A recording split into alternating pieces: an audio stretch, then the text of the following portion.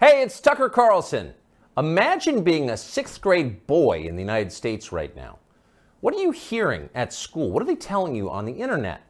Well, they're telling you to stop being yourself. Sit still. Stop joking. Suppress your aggression. Share your feelings. Obey. Female qualities are virtuous. Masculine qualities are oppressive. That's the message. In case it wasn't clear enough, schools around the country have removed urinals from boys' bathrooms. The male body itself is shameful. Sit down when you pee like a good little girl. Views like this are often called feminism or woke politics, but in fact they amount to mass conversion therapy, an attempt to change the fundamental nature of people. Nothing like this has ever been attempted at scale. It's one of the most grotesque and destructive experiments in human history. What would it be like to find yourself the subject of that experiment as a boy trying to become a man during the Biden years? Well, you might kill yourself. Many have. You might decide to reject your own manhood and embrace androgyny, or even switch sexes. Girls are better? Fine, I'll become one.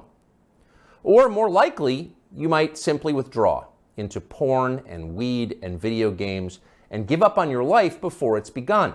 You might retire at 19, a less dramatic form of suicide. All around us, this is happening. Noticing it is forbidden, but that does not make it any less real. So it's probably not surprising that Andrew Tate was the most Googled man in the world last year. He offers a different vision. Tate is a former professional kickboxer who about a decade ago began posting advice to young men on social media. Tate's view is that men want respect above all. It's how they're wired. In order to get respect, men must become worthy of it. They must become more impressive. Wake up early, work as hard as you can, stay sober, find God, keep yourself physically fit, don't complain. That's his worldview. Earlier generations of Western leaders might have found parts of Tate's message inspiring. Now it's seen as a threat. The media treated him like a criminal up until the day he was officially classified as one. Just after Christmas last year, Tate and his brother Tristan were arrested and thrown into prison in Romania, where they live. The Tates were held without charges for 3 months, very likely with the encouragement of the British and American governments. In June, they were charged with human trafficking. They're now under house arrest until their trial. Are the Tates guilty of human trafficking?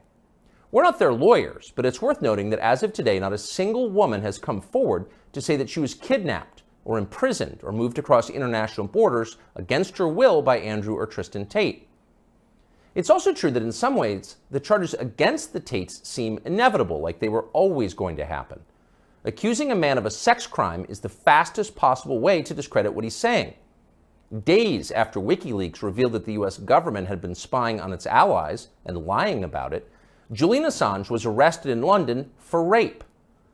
9 years later, prosecutors dropped the case against Assange for lack of evidence, though somehow that fact was not as widely covered. Is that what's happening here? Again, we don't know. Jeffrey Epstein's dinner partners insist that Andrew Tate is a pervert and a criminal. Maybe they're telling the truth. Either way, we think Tate's views about men very much deserve a hearing. So we flew to Romania to talk to him.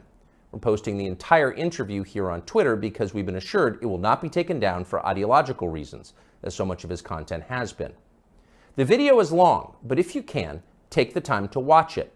Make up your own mind about Andrew Tate. Here it is. So what are you charged with? That's a really good question. I'm charged with being the head of an organized criminal group, which is in charge of recruiting girls to make TikTok videos to steal the money from the TikTok views. Recruiting girls to make TikTok videos and stealing the money. So it's really a financial crime? It looks that way. And it's very interesting because the girls who they've identified to add to the file are saying that we're not victims of anything and this isn't true. But the state believes it's true, and the state thinks that I, as a 35-year-old man, woke up. I was already extremely financially successful. I was already a father. I was already very well known. I had no financial motivation. I have no criminal record. It's not my personality profile, but I woke up at the age of 35 and decided to make girls do TikTok to enrich myself with the pennies that I would earn from TikTok views.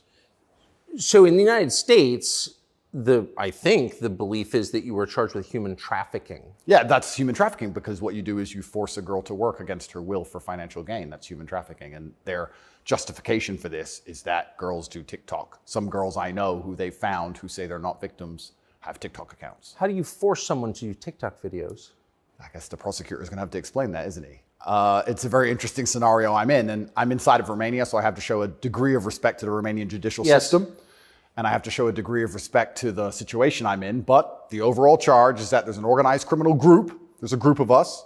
I'm the head of it. My brother is below me, and we use the lover boy method to convince women to do TikTok videos to make money so that we can steal the TikTok money. So there's no, just to be clear, you are not accused of pandering, of pimping, of forcing women to have sex with anybody. No, not forcing them to have sex, not restraining their movement, not stopping them from living a full life, but the fact that we are somehow convincing them to have TikTok. Very interesting. I don't think... But there's no actual...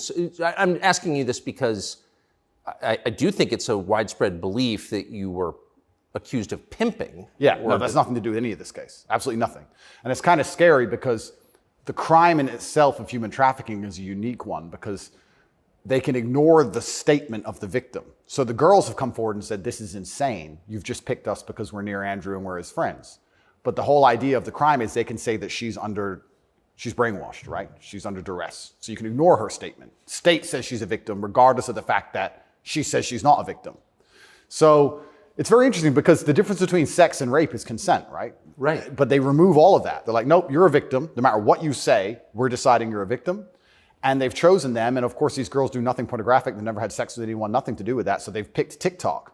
So it's scary. Imagine you're a full-grown man anywhere in the world today.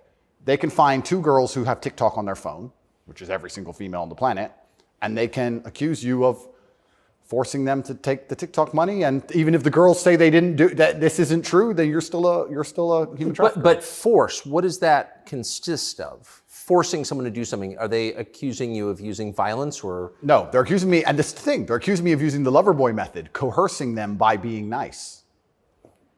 And by the way, these charges presumably are public, so... They're public, and this is extremely serious. But if you actually analyze the overall case against me, they're saying that Andrew and his brother, by being nice men, convinced girls to have TikTok accounts and then take the money. And it's very interesting because inside of the entire case file, there's not a single financial transaction to us for money. What are the penalties?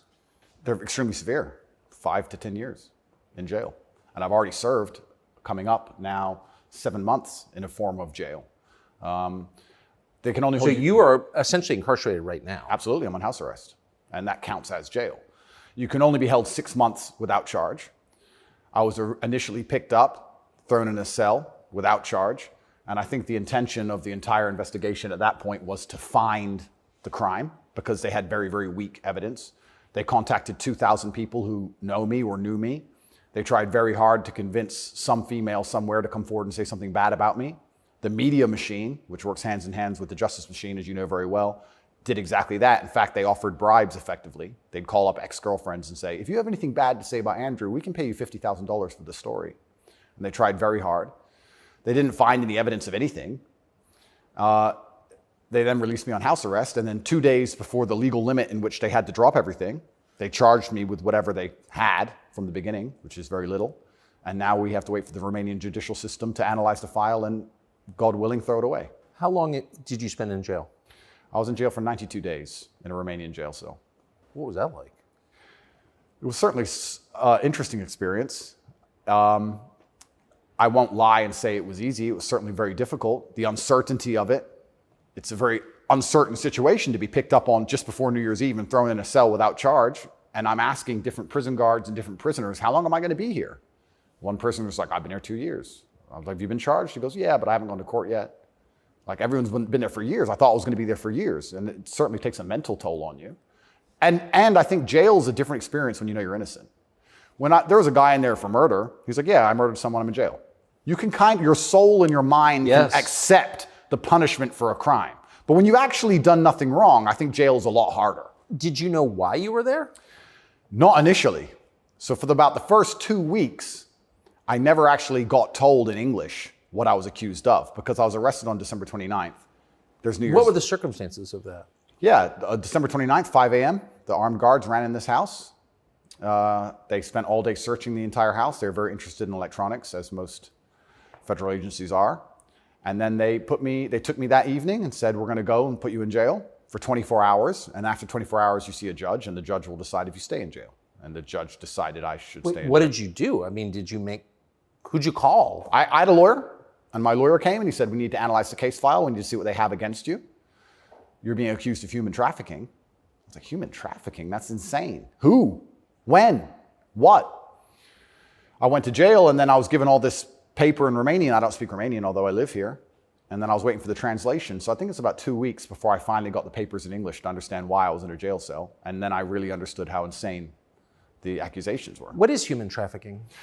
Yeah, so the overall, my understanding of it, they're saying that human trafficking is when you convince a woman to do something she doesn't want to do for financial gain. And there's different methods you can do that. You can do that through force, and you can also do that through emotional coercion. I think most people, just speaking from the American perspective, most people believe that human trafficking is effectively slavery, selling human beings. That's what I believe as well. Absolutely. And this is the thing that's so interesting. When you finally end up the enemy of the matrix, and they use the legal system as a weapon to punish you for having an opinion, you realize how subjective the law is, right? Because it can be a weapon. When you have something subjective, you can just pick and choose. So if they sit and say, human trafficking is a woman doing something for financial gain against her will via emotional coercion. Well, he knows these two girls, they have TikTok accounts. Emotional coercion? Convincing her. That's what I'm accused of, because they have no proof of me doing anything wrong. So they said, he's convinced these girls to do TikTok for money. The girls have said this is not true, and the state is denying their statement, saying, no, you're brainwashed, it is true. And I went to jail. So how is the state, so the state is trying to coerce the women, so how is the state not committing human trafficking by the same definition? Well, absolutely, it's very interesting. It's very interesting that you can sit someone down and tell them they're a victim when they say they're not a victim. You're a victim of being coerced, and we're going to try to coerce you into conceding you were coerced. Exactly, it's a very interesting scenario. And okay. Yeah, and it's a very interesting scenario, and it's up until this point, no judge has looked at the evidence of the case. So up until this point, I've been to court a bunch of times, but the only reason I was in court was to discuss my preventative detention. So under Romanian law, if you being free can impede the investigation, you should stay in jail. So the judge agreed that, yeah, maybe if he's free, he can damage this investigation because they're trying very hard to get something on this guy. So I've done a bunch of jail time. And now it just begins. The judge is going to look at the case. And like I said, God willing, I still have enough faith in the Romanian judicial system that she's going to look at this and go, this is not a crime. You're aware of the media coverage of this, however. So you're in jail for 90 days or more, and the rest of the world is talking about you. Do you know what they're saying? They're saying very heinous things, and I would hate to come across as a conspiracy theorist, Tucker, but I kind of have a feeling that this might be something to do with my influence and an attempt to slander my name. Perhaps I'm crazy.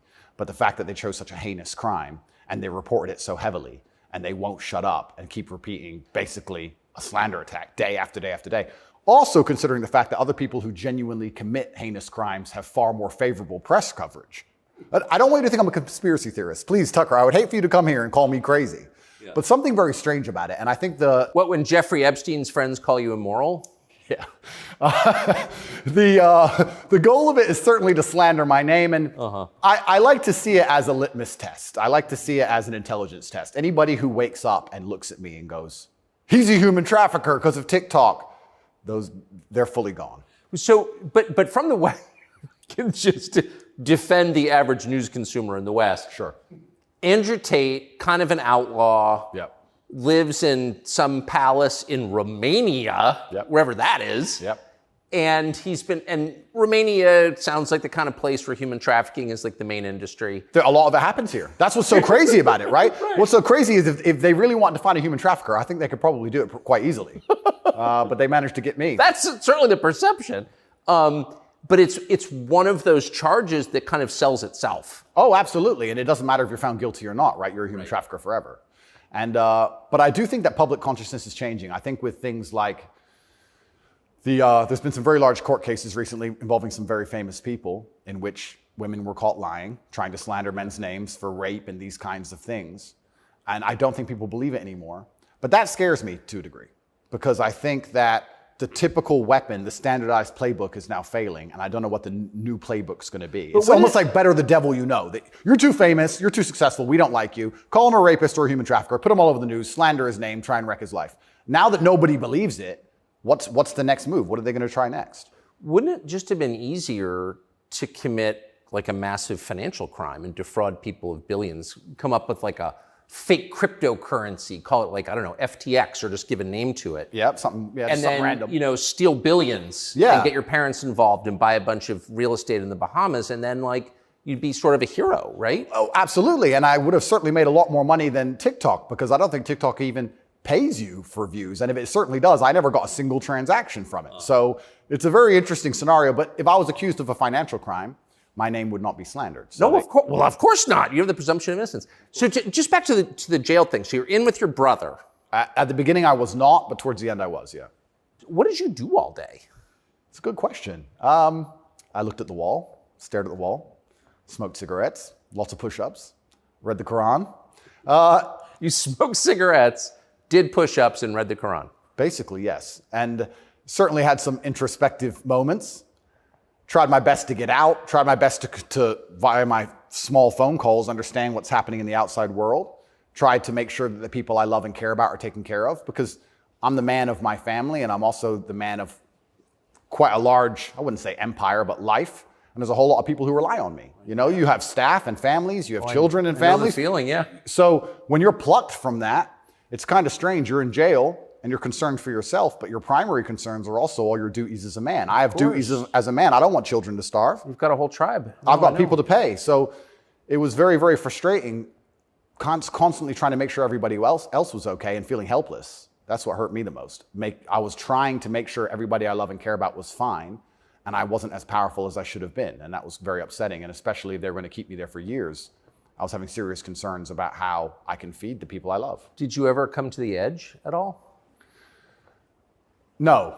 I certainly had some days I was less happy than others, but I made sure that my mindset was built in a way that I could always be doing something constructive. And also, I think you get what you give in life. And if I ever felt particularly sad on a day, I would try very hard to make other people happy, because if I made other people smile, I'd feel better. So even the dinner ladies or the prison guards, I'd try very hard just to make people smile. I know it sounds silly. Some of the prison guards were more open than others, but there was a couple prison guards who were ice cold, who didn't want to say a word to me. And I'm like, hey, bro, your hair looks amazing. And you just stare at me like he wants, shut up. But I just try my best to cheer people up, to cheer myself up. And as a man, all you can do is just find the resolve to continue doing the best you can in the current circumstance. So, what were the other prisoners like? I don't want to insult Romania in any way, and I love this country and I chose to live here. But if I had to describe it for the people, for an American audience to understand, I don't think Romania and a lot of these countries have the same kind of mental health setup or the mental health support that a lot of Western nations have. So you end up in jail. So I think there was a lot of mental health problems inside the jail. So it was very similar. It wasn't just a jail. There was also a lot of mental health problems in there, which adds a new complexity and a new dimension to the suffering, because there's just random screaming and there's suicide and it's certainly not a very nice place to be. Oh, so it's horrifying. Yeah, I don't want to go back. You hear the phrase Romanian prison and it sounds tough. So it was what you would imagine. It is. And when this process is over, there's a lot more I will say, but I will say the staff were very nice to me, and I want to make this clear. I want to make it very clear that all the staff in the jail were very professional and very nice to me. I would almost say that they believed I was innocent and they understood that I didn't belong there. There was a semi-apologetic vibe to the way I was treated by the guards, if that makes sense. Yes. They understood very well. I don't think anybody, like I said, with a functioning brain believes that me at the age of 35 decided to steal TikTok money and ruin my entire life without financial motivation to girls who say they're not victims of anything. I don't think anybody with a brain. Well, the fact that you're not accused of a sex crime or of violence, which I think most people don't really understand. Yep. And they can look it up. Yep. I mean, but you're not actually accused of rape, Correct. selling anyone, Correct. pimping. Correct. Okay. That right there raises a lot of questions. Well, yeah, and this is the thing that's so interesting because I'm accused of using a method of human trafficking called the lover boy method. So how that would traditionally work is a man would meet a girl, become her boyfriend, take her to another country, turn her into a prostitute, say I love you, like pimping. Of course. But they're saying, because all my conversations with these girls are very nice, they're saying that I use the lover boy method to convince them to do TikTok. And once again, I never made a penny from TikTok, and I have no interest in girls' TikTok's accounts, and I've never made any money from TikTok in my life. So that raises the question. So that right there, I think, I mean, we can let people assess. I'm not, an expert on the Romanian legal code, but that's kind of not the impression that most people have. Okay? And that's the media, who have made that the media have tried very hard to do that. And if I had to estimate, I think that the overall intention was just to throw me in a cell, use the media machine to drum up something real. I think that's what the goal was. So, but what's and I believe that. It seems, obviously. Yeah. One thing, I've never been to Romania before, and one thing I'm struck by is the American presence here. Oh, it's massive. Fully understand that. So there are 3 NATO bases here now. They're bustling because of the war in Ukraine. Yep. One's on the Black Sea, yep, right below Crimea. So this is strategically important, this country, to NATO. Absolutely. And so this is a lot less far away than I realized. It's much more American influenced. Oh, absolutely. Do you think that played a role? Yeah, well, I think, and I don't want to get this incorrect, I think it's the 2nd or 3rd biggest U.S. embassy in the world. The U.S. embassy here looks like a prison. It's huge. They've got a huge embassy here. And even during Ceausescu, during the communism days, Romania was an ally of the West, even during communism. Yes. So, yes. Ceausescu came to New York. Yes, that's right, yeah. So Romania and America have been very good friends for a very long time. I have to be careful what I say, but it's certainly very interesting what's happened to me. The American embassy were not particularly helpful, let's put it that way. They weren't very interested in me being locked up without charge. They didn't seem very interested in getting me out. But you're an American citizen. Absolutely. And so you're an American passport holder. Correct.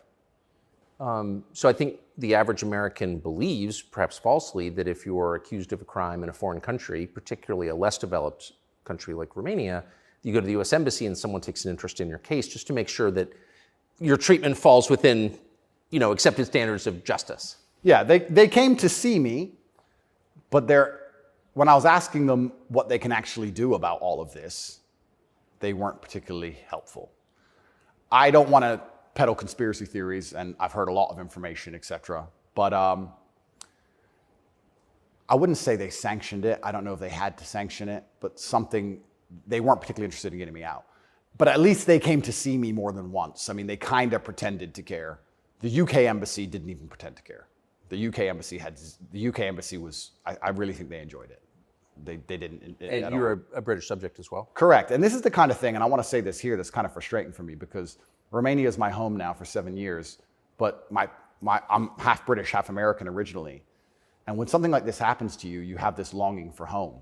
You kind of want to go home. When you end up in a jail in a country where, even though you've lived for a long time, you don't speak the language, you don't understand the legal system, going to court in a foreign language is far more intimidating than in your own language. I can imagine. You don't have a clue what's being said. You don't understand how anything works. And then you kind of have this longing for home, but I feel like my home countries hate me, and they hate me because of my message, which I believe to be a positive message. So you kind of have this strange feeling of homelessness, because it's like, well, if I go to the UK, I believe they're going to attack me the same. If I go to America, I believe they're going to attack me the same. So where do you go? It's kind of scary. Where do you go? It's a good question. We're going to have to see. How did you wind up here? I moved to Romania. I came to visit a long time ago. Before anybody ever visited Romania, I came to visit, and I genuinely fell in love with the place. It truly is a fantastic country. I love nature, as an amazing nature. It's a very safe place. It has this reputation of being dangerous. It's not dangerous. It's very safe. The people are very good. The people are very conservative traditionally. It's almost like America was 20, 30 years ago. It's gorgeous. They have a bunch of nice restaurants and plenty of things to do, and I've never had a problem here in any way. Never had any issue with the law or with the other side, criminals, nothing, until this came out of nowhere. So it's been very strange. So what is it about your message, do you think, that infuriates certain people? Well, my message is traditional masculinity. My message is to stand up and say what you mean and mean what you say. And even going to the gym nowadays is an act of defiance, because when you have a man who's built with any degree of principle, you say no to things. And I think if I have to analyze my message and why I'm so disliked by the people who dislike me, it's not the things I'm saying, it's the fact that if you adhere to my principles and you adhere to the things I say, you end up being the kind of person who will resist certain ideas. You say no. What kind of man never says no? Name a man who never says no. Men say no, right? Men wake up and say, no, I don't think that should be done this way. No, my children will not be taught that. It's no. the father's primary job. Absolutely. So when you say to men, listen, you're allowed to have an opinion. You're allowed to have standards. You're allowed to have boundaries and barriers. You're allowed to get up and become important and work hard and try hard and become the kind of man who can't be controlled, then you're seen as an enemy. And especially with the massive influence I've gained, I think they look at me and go, he's helping men resist the slave programming. We don't need him around. We need to empty their brains so we can inject the slave programming and convince men to be eunuchs, because once you're eunuched, then you're not a threat. I think I buy that. Because your message, I'm not the world's expert on your message, but I've seen a lot of it, and it's not explicitly political, actually. No, it's not political at all. And their original attack before this Matrix attack is they weaponized virtue, which is what they usually do. There's no genuine virtue inside of these people. They weaponize virtue. They find a virtue, and they turn it into a bullet, and they shoot at you. I'm sure you know very well. Yeah, I've heard. Yeah. I was a misogynist for the longest time just for saying that men should have standards. If you tell a man he can have standards in a relationship in any way, you're a misogynist. It's actually very interesting because what does that mean to have standards in a relationship? But this is the thing that's so interesting about it, because they've gendered the argument when I never did. I said as a man, you shouldn't have a girlfriend who is a liar and a cheater, and you also shouldn't have male friends who are liars and cheaters. You shouldn't be around dishonest people, yes, male or female. Amen. And they gendered it and said, he's a misogynist. He's saying that men should only act this way with women, etc. I said that men should have standards, and you should have protocols that you're prepared to accept, and you should have hard parameters. And if a woman doesn't want to adhere to those parameters, that's her decision, and it's her prerogative, but you don't have to stay with her. Why should you? What's wrong with that? Well, that's teaching men to say no. They don't want men to say no. So are you arguing that it's better to be with a virtuous woman? I think so, yes. I know that's crazy. No, I'm serious. I mean, that seems I like am, Tucker. I don't want to. That seems like good advice. I don't want to come across as extreme. But yes, I am. And what's actually funny is I really believe most of the things I'm saying were accepted by absolutely everybody 15 years ago, 10 years ago. And now it's public enemy number one. And it's because of the mass influence I have. At one point, I became the most Googled man on earth. At one point. And it's a scary situation I'm in. But if you're arguing that it's really important for a man to find a good woman, a decent woman, an honest woman, that's the truest thing that's ever been said. I Absolutely. mean, that's the most important thing any man can do. I mean, I can just tell you firsthand. Oh, thank you very much. Married 32 years, that's the most important thing. And you think saying that angered people? Absolutely, because I'm arguing the only way to do that is via masculine excellence. I'm saying in the world we live in today, it's hyper-competitive. And if you want to be the kind of man that has the choice of women to choose a good one, you need to be an excellent man. It's no longer acceptable for you to just be an average Joe or below average. You have to get up and you have to work hard and you have to be smart and interesting and you have to be charismatic and make some money and be in good shape and you have to try very hard. And unfortunately for them, if you follow that path as a man and you become successful in those realms, you end up being the kind of person who resists enslavement. You become the kind of person who wakes up and says, no, I don't believe in that. That doesn't make sense to me. I can't imagine a better message than that. If you want a good society. So then you have to argue and sit and say, do these people want a happy, functioning society or do they want something else? What do you think? I think that I would never kill myself. And I also... Just throwing that out there. And I also think that when you want to conquer a society, you kill the military-age males. That's what you do. That's the first thing they've ever done. They walk in and all the men have to have their throats cut. They can't perhaps do that, but they can certainly cut your balls off.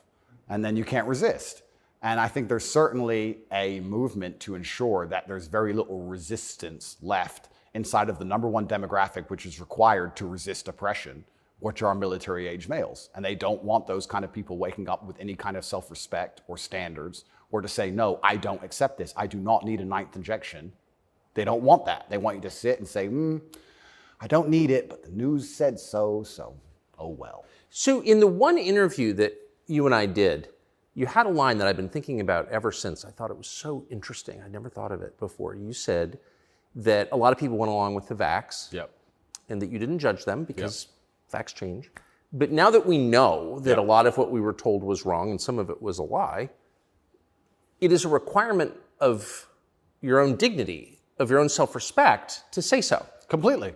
And people should apologize. I really do believe. And I have nothing against the people who fell for the propaganda, fell for the programming, and took the vaccine. Yes, I agree. Fine. But you should wake up and say, I was fooled. I've learned my lesson. I will not be fooled again. But if you were fooled by the MSM and took the injection and you continue to be fooled and you've not self-reflected and you've not realized that they lied to you the entire way and you now believe the new bunch of lies that are all over the television, then there's something wrong with you. Or you don't care that you were lied to. You don't care that you were lied to because I think a lot of this is actually genuinely cowardice. I think it's a very easy worldview. The life is easier if you accept the news tells the truth. Yes. Everything they want me to believe is true. Everything's nice and simple. Good guys, bad guys, doop-de-doop-de-doo. And if you want to actually wake up, it takes a degree of bravery because then you have to destroy your entire worldview, everything you've ever understood and everything you're told, and you have to really look at the world and go, oh, this is a mess. And that takes bravery. And once again, that's why they don't want men to be brave. They want you to sit there and go, oh, it's easier if just, CNN said, so it must be true. And it's cowardice. And they're trying to instill cowardice in all of us. That's what they're trying very hard to do.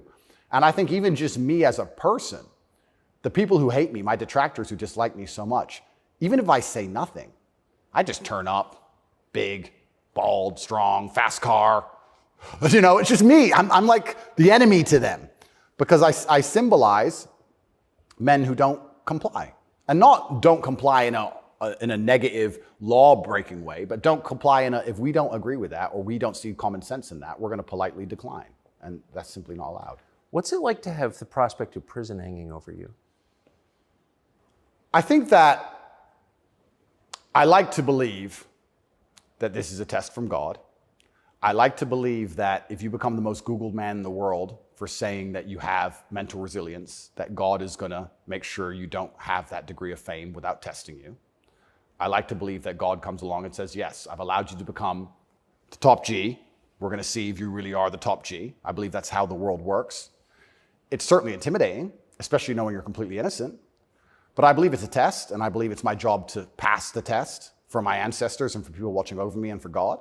And I think I have to do the absolute best I can possibly do in the scenario and the circumstance, regardless of whether I win or lose. I still believe I'm going to win because I've seen the case file and I've seen that no laws have been broken. But even in the very unfortunate circumstance that this matrix attack goes deep enough to throw me into a jail cell, I think I should handle it like a man. I think I should stay and finish the process, and I should walk with my head held high and suffer as much as I need to suffer to stick by my convictions and know that I'm an innocent person. And I refuse to break. I refuse to cry. I refuse to be depressed about it. I'm going to wake up and I'm going to smile regardless. And regardless of what happens to me, I want everyone to know that, one, I would never kill myself. And two, I think that as a man, there's always going to be a degree of pain and suffering in your journey. I don't think you're ever going to become a successful man or be good at being a man without pain and suffering. And there's many times in my life where something terrible happened to me, and at the time, if I could change it, I would have. But retrospectively, you kind of look back and go, you know what, that was formulative for me. That's right. That is what God decided I needed to become who I became. So all of the pain and all the suffering I've ever gone through in my life ended up, in the end, building me into the person I am, and I'm proud of who I am. So if God decides I need to go back to a Romanian dungeon for however many days, then all I can do is accept it and accept his plan and accept that it's going to make me a better person and so deal with you it. see the hand of God in your life? Absolutely. I think that he is the best of planners. And like I said, if you retrospectively analyze all the times in life you wish you could have changed things, yes, he knew better. And I'm going to have to accept that. When did you conclude that? I guess I always kind of knew. I was atheistic for a while when I was younger. But as you get older, you start to look at the world and understand that the thing for me was actually, I guess, a scientific principle. It was Newton's law of equal and opposite force. If there is evil in the world, and I'd like to think we both agree there certainly is, yes, there has to be an equal and opposite force, which is good. And I would like to think that that is God. Even the idea of God as a notion, even just as a concept, if that idea of God resists evil, then God is real. If you have two islands, you have two people, let's say a ship crashes, and you have two people who swim to two different islands, and one island they're atheists, savages, and they rip you apart, and the other island you get there and they believe in God and they believe they're not allowed to kill you. Even just their idea of God saved your life. So I think even just the concept of God in and of itself, if enough people believe and it makes them do good, then God must be true, and that's the equal and opposite force to the evil of the world. And this is how I view it. So I don't see how anybody with a conscience cannot believe in God anymore. That's such a profoundly different worldview from the one that we're presented with, I think. Yeah.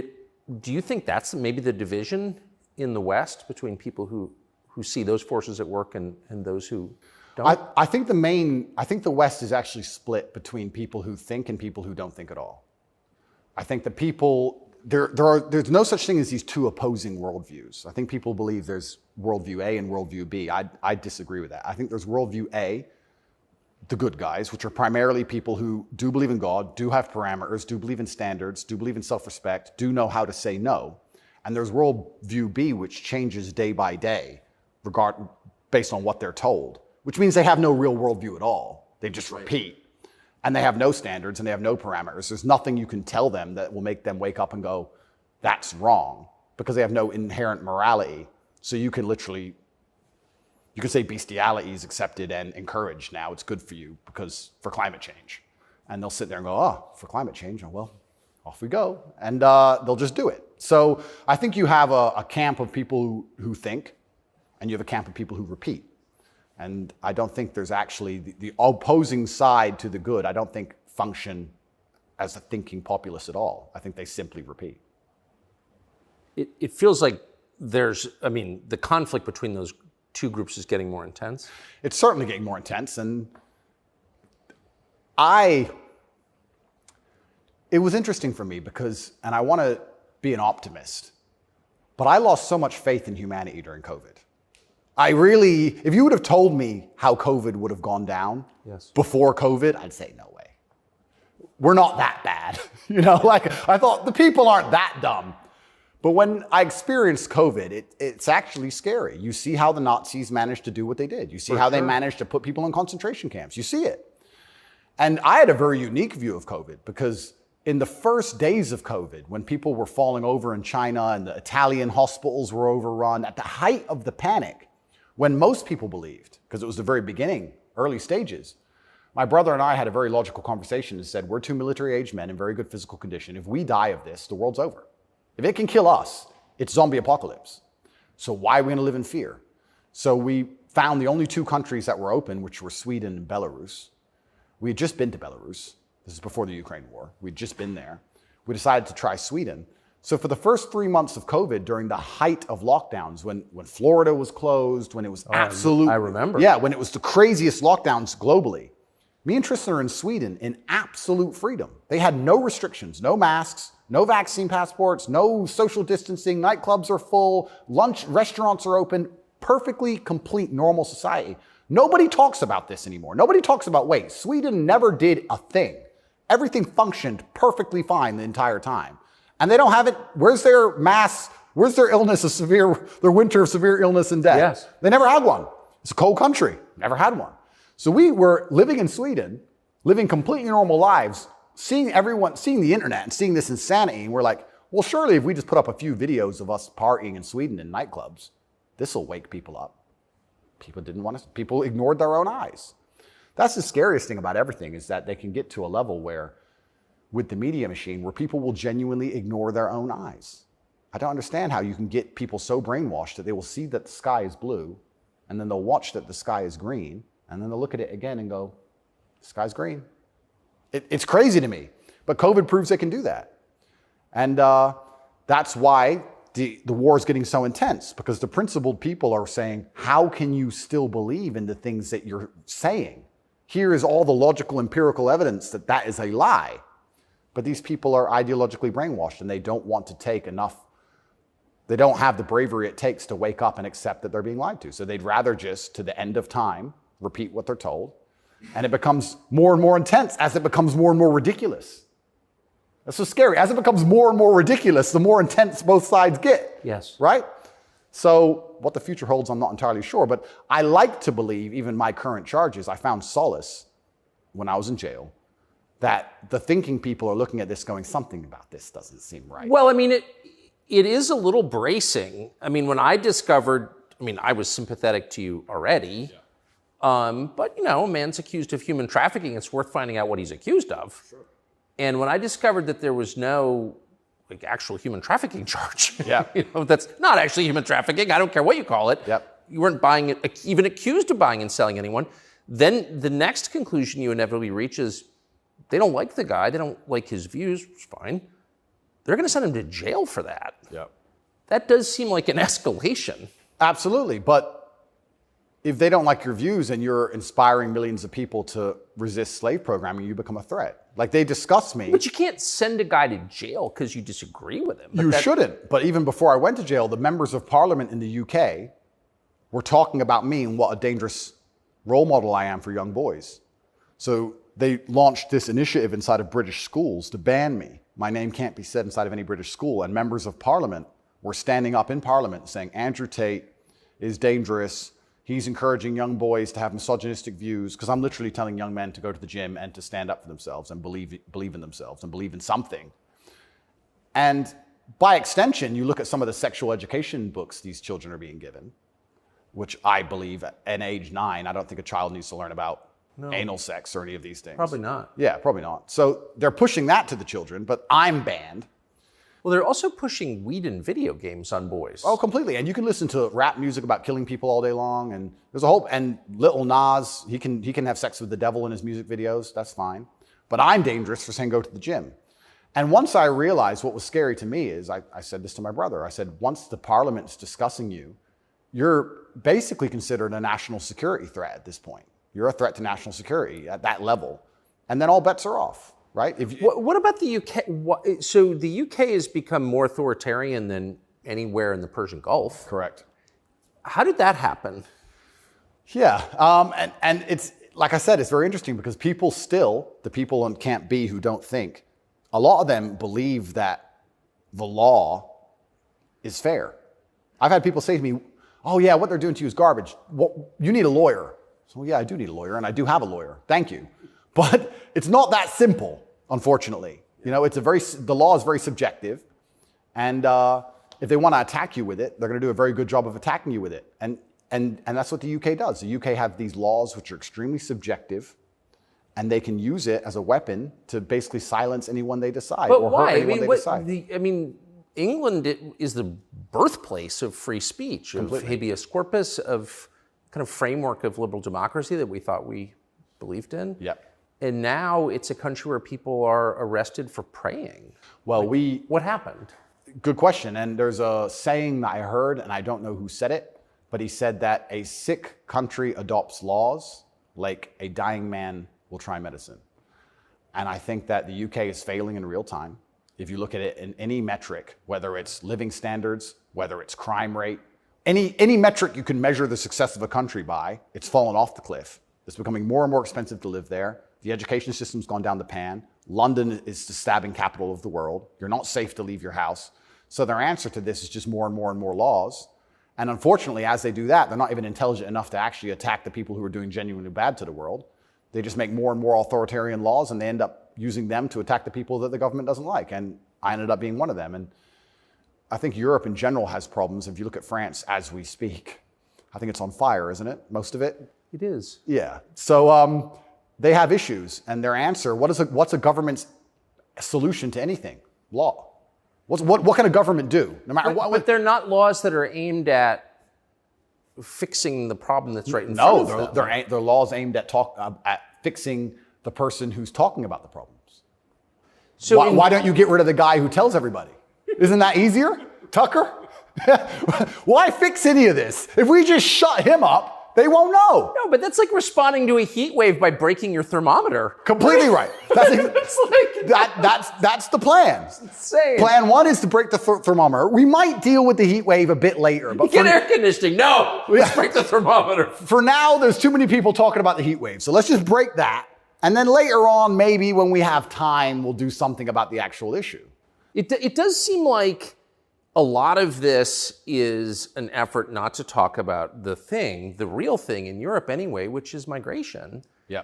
And the UK, formerly known as England, and France have both been completely changed by people from other countries. Yep. And who I'm sure have added good things too. I mean, I'm not, you know, but they've changed them, and in general, they're not better countries. And like, why can't anyone admit that? But this is what's really interesting to me about what's happening, because we're talking about masculinity and men who say no and men who stand up.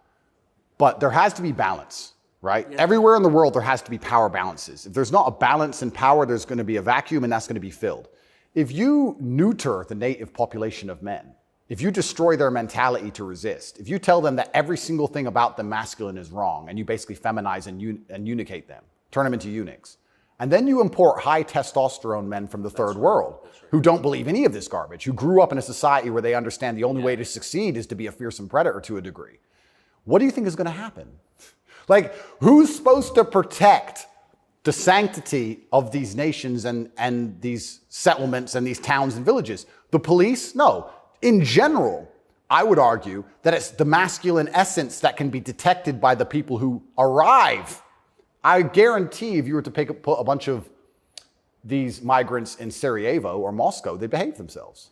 Oh, but yeah. I have a feeling they just look around and go, not today. But when you neuter the native populace, then it's like, well, there's a power vacuum. And when there's a power vacuum, what do we expect to happen? So that's what are the French going to do about it? What's your average Englishman going to do about it? Nothing. And that's the thing. And that makes you wonder, is this purposeful?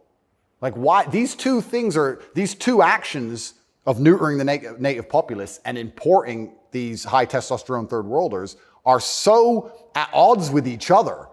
Is this purposeful? I'm not sure, but has anyone considered this? So yeah, it's interesting because you talk about these are huge and intentional trends, and I mean they're historically transformative trends. They're a big deal, and so they're probably not happening by accident, right? There's got to be some intent. How could there not be? That's right. And how do they expect all of this to end? And this is exactly what's happening with migration. The problem with migration specifically is that there's no native masculine populace to enforce any degree of culture or boundary or parameter. And like I said, I would argue the point. And I've been to Sarajevo and I've been to Moscow. I've been to these places and I've seen there's a whole bunch of migration and everybody seems to just behave a little bit differently. And I think that's because people understand that men live here. That men live here. Yeah. If you turn up in someone's house and their house is pristine, you're probably going to take your cup and you're going to go put it in the kitchen. But if you turn up in somebody's house and it's a fucking mess and nobody respects the house and nobody cares and the man is drugged out of his mind, half asleep on the couch, what are you going to do with your cup? You're going to leave it there. You don't give a shit. If you turn up to the Western world and look at it. Then you're going to hit on his wife. Absolutely. So what do we expect to happen in these scenarios, right? And it is purposeful and it is scary that even me just telling men to go to the gym is seen as an act of defiance to the point where I have to be punished. I must go to jail. I must be silenced. The thermometer must be broken. If at the end of all of this, no matter what happens, do you plan to stay in Romania? I love Romania. I love this country. And if I am found not guilty, I will stay in Romania, yeah. I will still stay here. I don't believe in running away. I also believe, and perhaps this is... Yeah, I didn't even want to ask you that because you've got a legal case pending, but I mean, presumably you're rich enough to run away when you haven't. Correct. I'm not going anywhere. I think if I was anywhere in the Western world, this would have happened to me. I don't think this is Romania's fault. Let's put it that way. I don't think this is Romania's fault. I think if I resided in Switzerland or France or Italy, the same thing would have happened. Yeah. From knowing what I know. I think it was going to happen to me regardless, and I think I do have a large amount of sympathy, especially amongst the Romanian population. I get thousands of messages a day from Romanians apologizing to me. Yeah. I think the people here actually like me. My waiter at lunch yesterday is one of them. He wanted you to know, yeah. Oh, amazing. This is what I mean. Everyone understands what's happening. My problem is not with Romania. I don't hold any personal grudges against Romania. I think that this Matrix attack was going to come to me. Basically. What is the Matrix? Good question. I guess some Americans call it the deep state, but I like to look at it in a more global way. When I say the Matrix, I think there are certain agendas which are being pushed. I think the media machine and the judicial systems of the world work together hand in hand.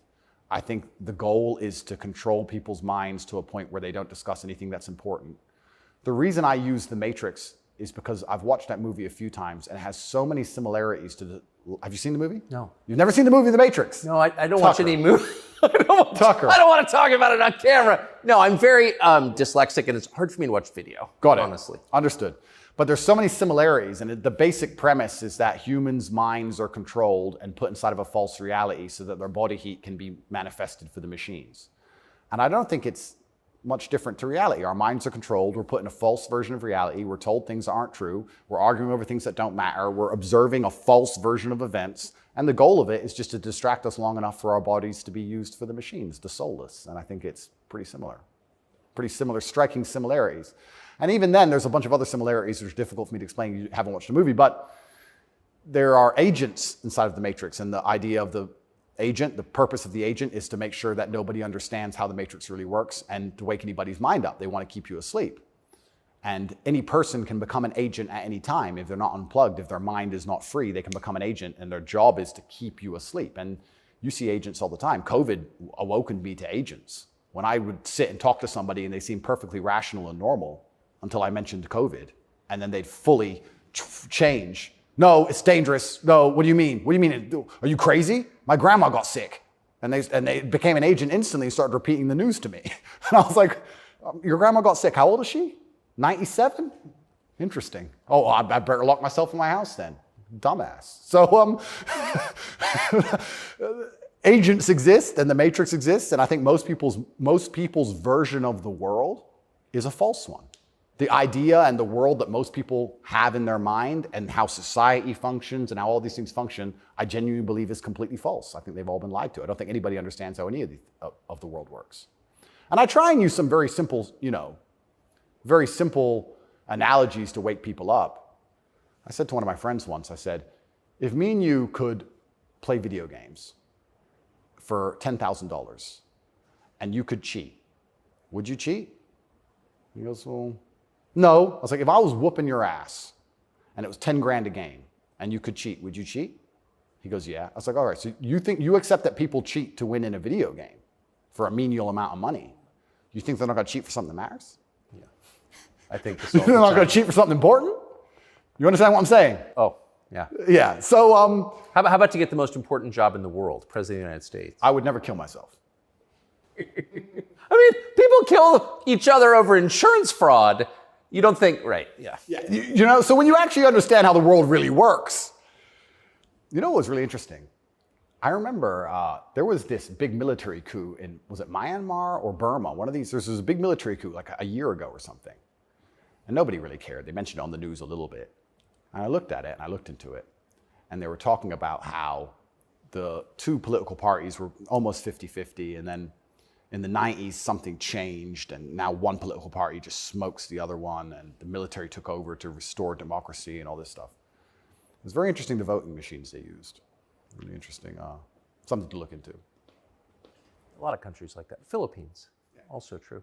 Why do you think support for the war in Ukraine, support for Ukraine's side in the war against Russia, support for a war against Russia in the West, is kind of the bottom line issue for the people who run the US government and for the American media? Why?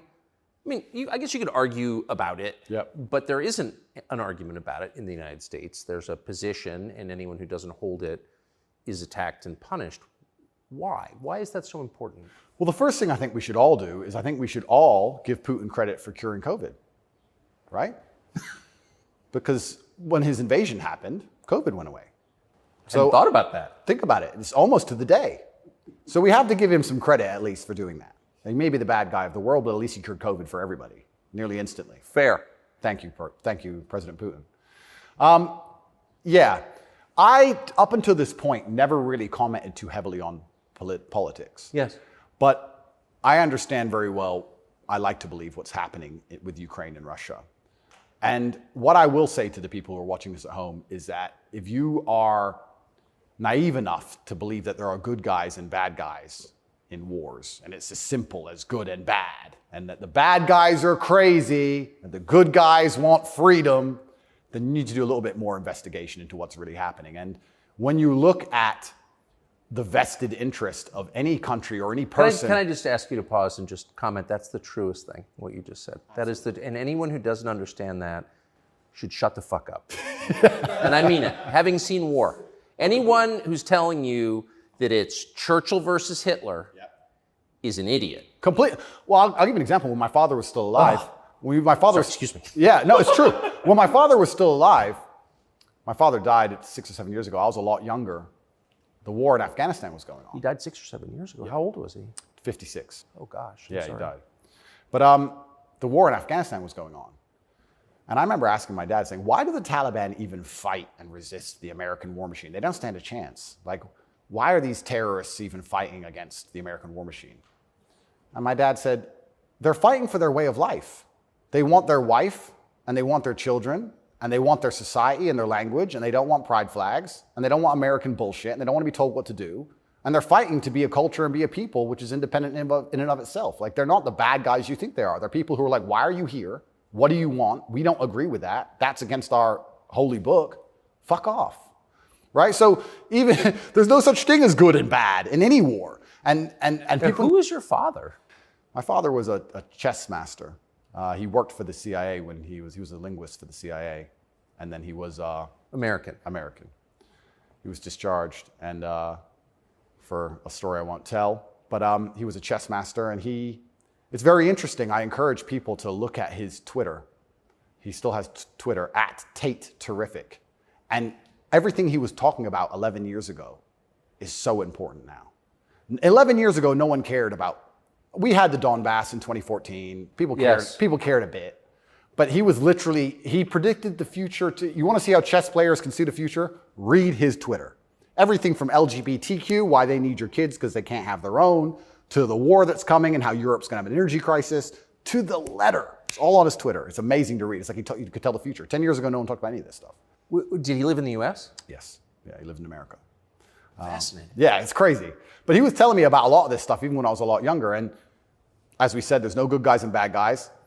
But when you have a vested interest in something, I think that people are relatively simple. You're talking about why the American government has such a vested interest in this war.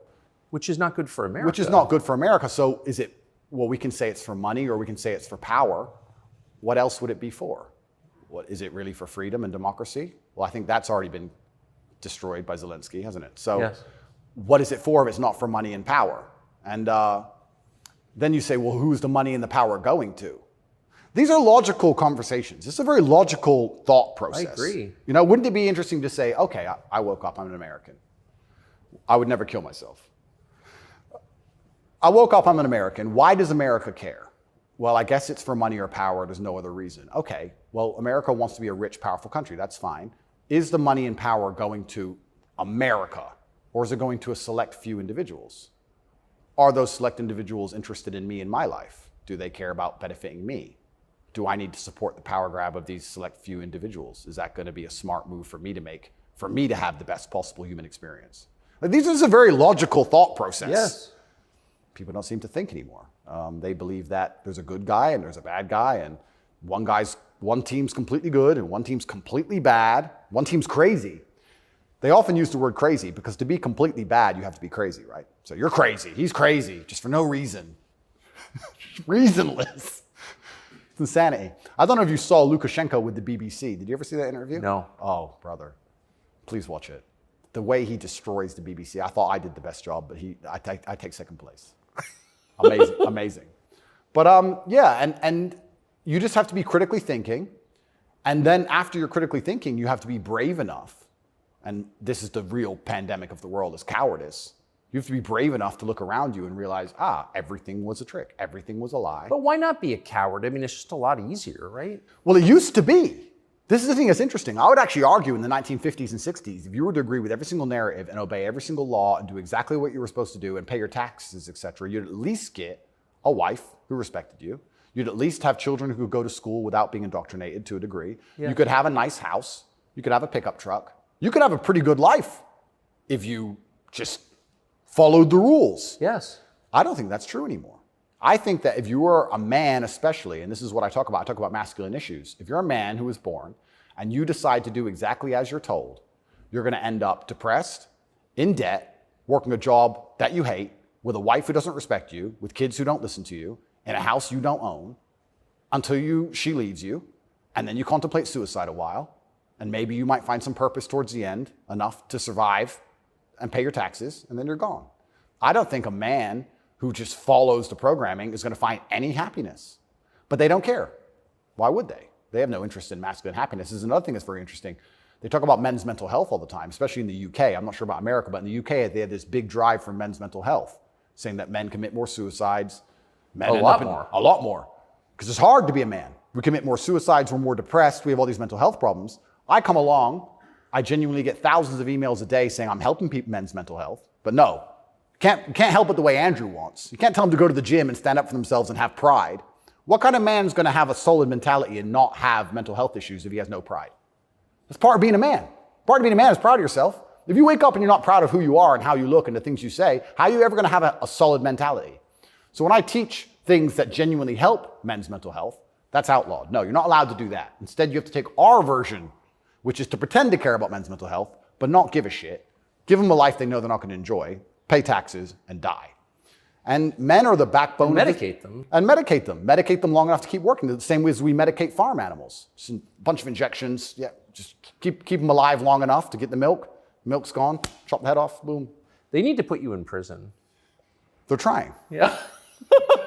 I can see why. They're trying. And it's scary. A lot of people, but then what do? Do I just shut up? No. You don't think so? No, you can't shut up. I mean, because in the end, your self-respect, your dignity is the only thing. That's right. And this is what people don't understand. People say, Andrew, why are you fighting this war? And they don't understand that war is certain. You either fight war against injustice and you fight war against the things you know that are wrong and you feel good inside of yourself, or you accept the slave programming and fight a war with your own mind. You have to fight something.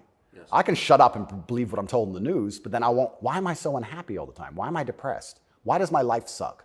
Why does my woman ignore me? Why do my children not respect me? You're fighting a war, then you're fighting a war with your own mind.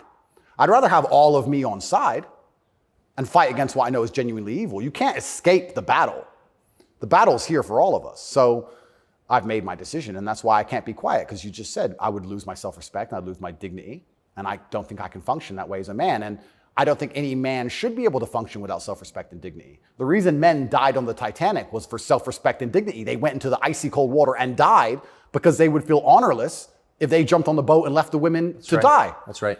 So when you have self-respect and dignity, you have a hard parameter and you'll do things which are deemed crazy or insane because you believe in them and you stick up for yourself. And that's why they don't want men to have self-respect and dignity. Rather be a free man in your grave. Absolutely. So I can't be quiet, and I'm going to say what I believe is true. And I genuinely believe I'm helping the world. I think that any young man who is a follower of mine, I will argue there's no influencer on the planet besides me who is genuinely benefiting their life. I know you're not big on the internet. I look at these other streamers and these other influencers. They play video games all day.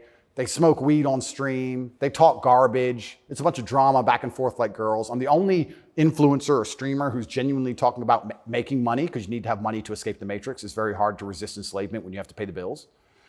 Getting physically strong, because a strong body is a strong mind. Standing up for yourself. Self-motivation. All these things. I'm talking about genuinely positive things. Very few people are.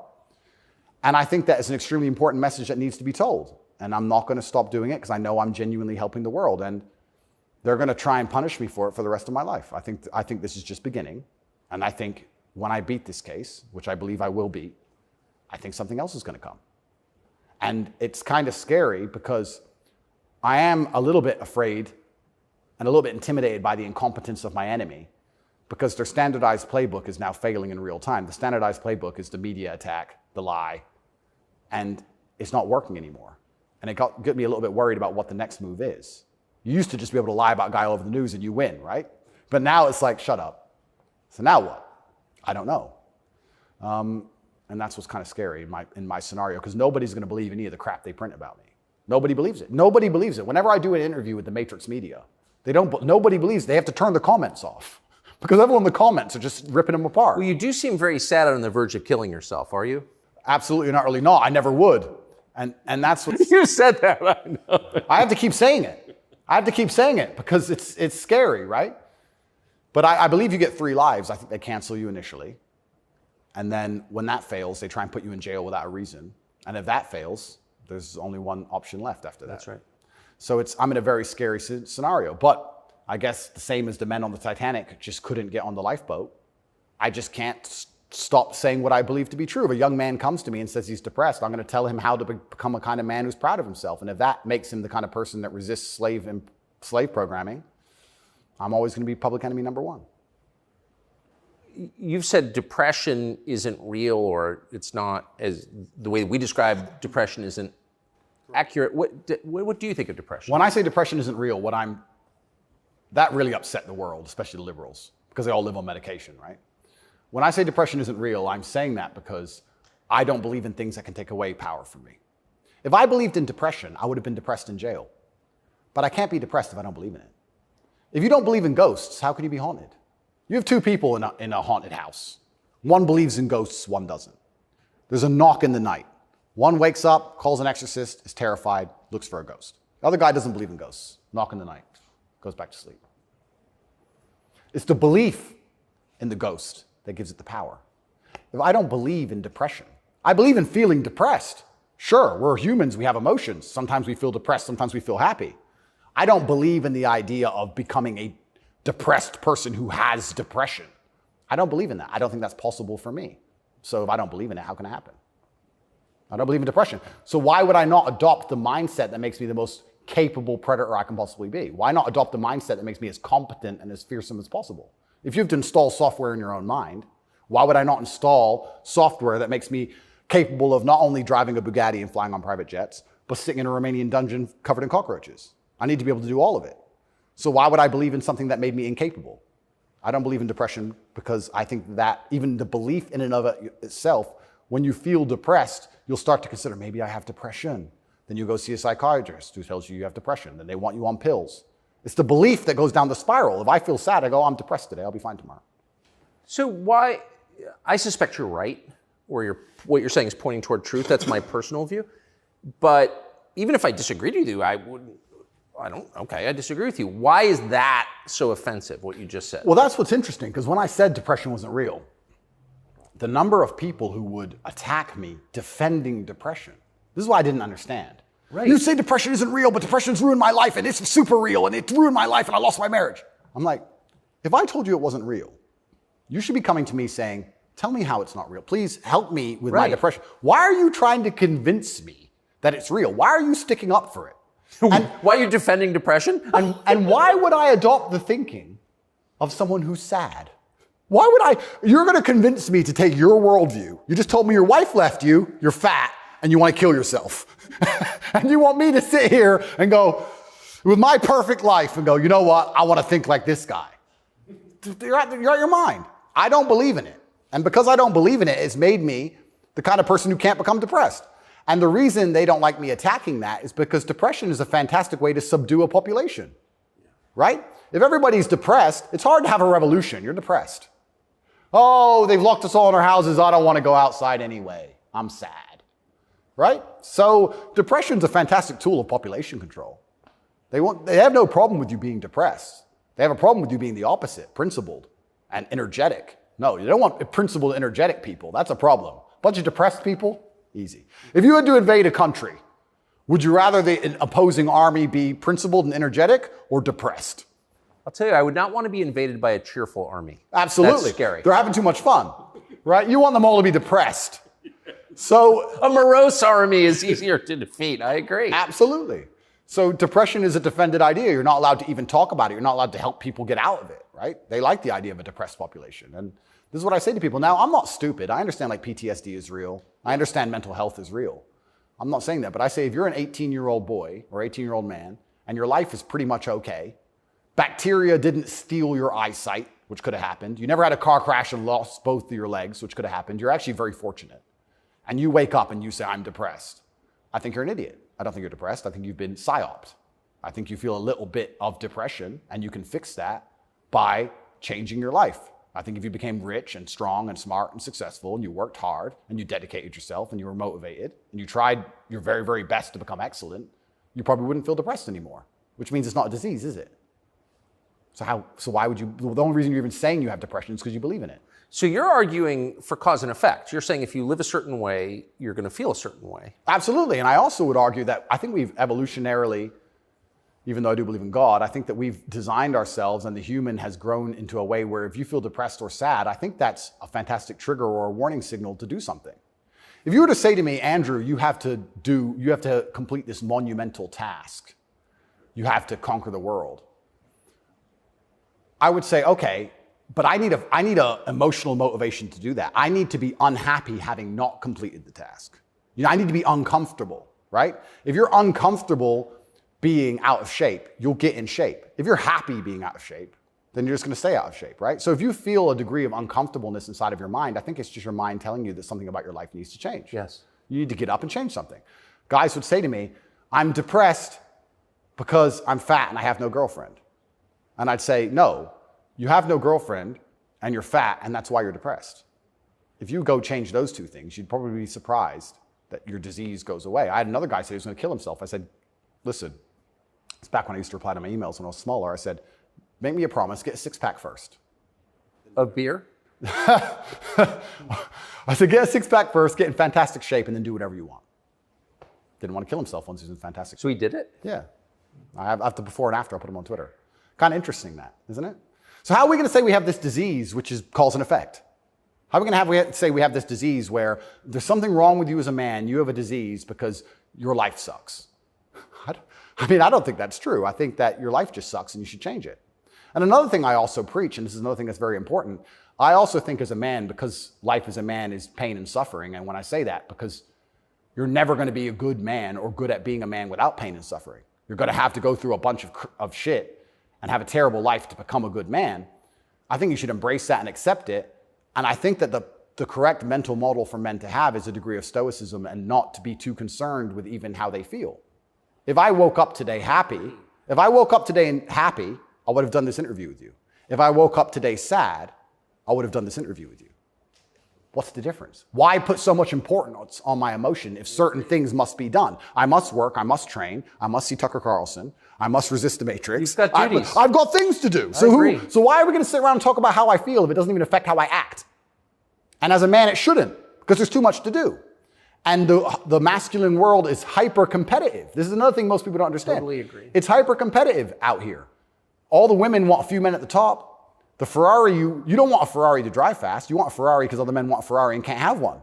It's hyper-competitive. So if you're competing against every other man for every dollar you make, every girl you see, the house you live in, the car you drive, the life you live, you're not going to be able to compete with the person who performs regardless of how they feel if you only compete when you feel like competing.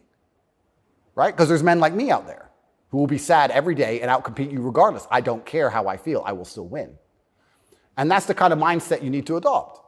So when a man comes... You've got a job to do. Stop whining. Go to work. Completely. Yeah, I agree. Completely. Yes. So when men say, but I feel sad. Who cares?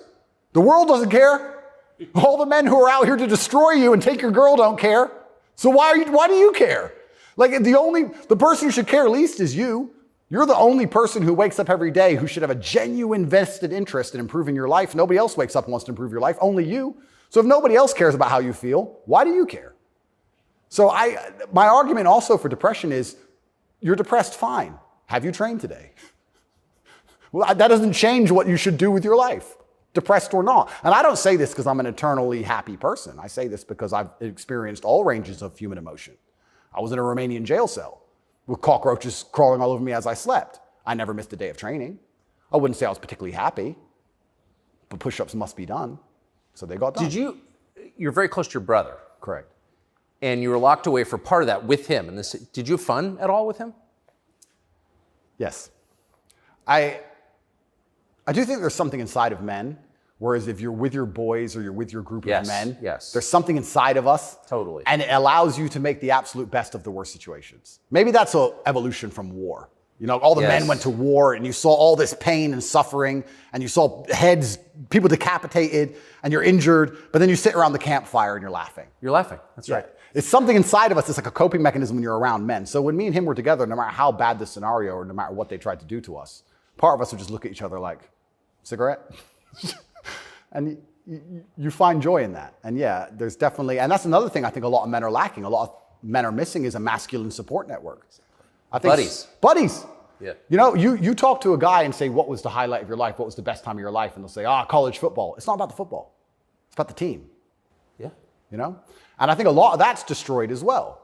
Because also it's interesting how everything interconnects. When you destroy honor and principle and the masculine essence inside of men, well, now as a man, it's very hard to have friends. I wouldn't want to have a male friend who had no principles, no honors, and didn't work hard and was always crying about being sad.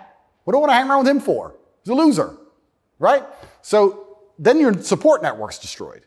And I think that men have always needed that since the dawn of time, and I think that's gone. But they don't have friends. Men, especially middle-aged men, have no friends. Absolutely, because they've been told that to give them all away and do as the wife says, and then she left him. No wonder he wants to kill himself, wouldn't you?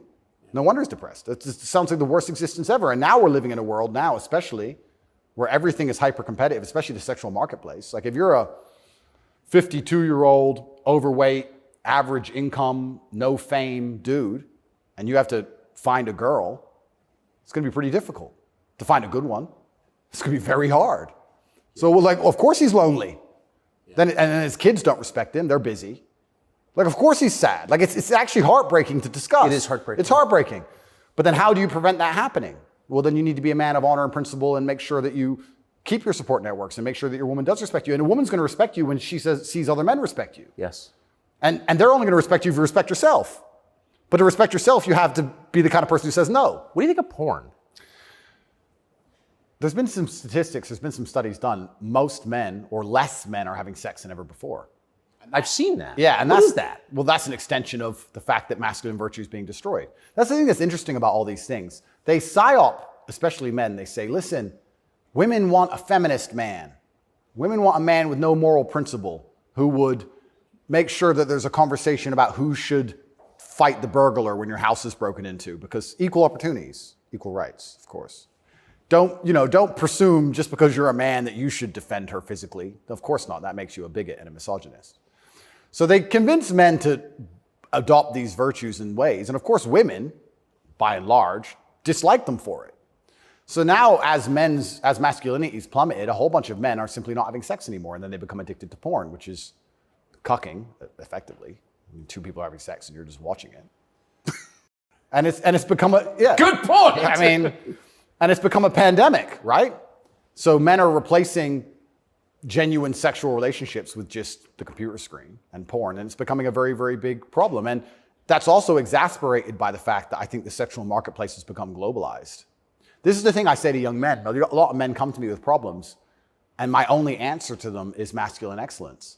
I say that in the world we live in today, being a normal man or below normal is going to be terrible.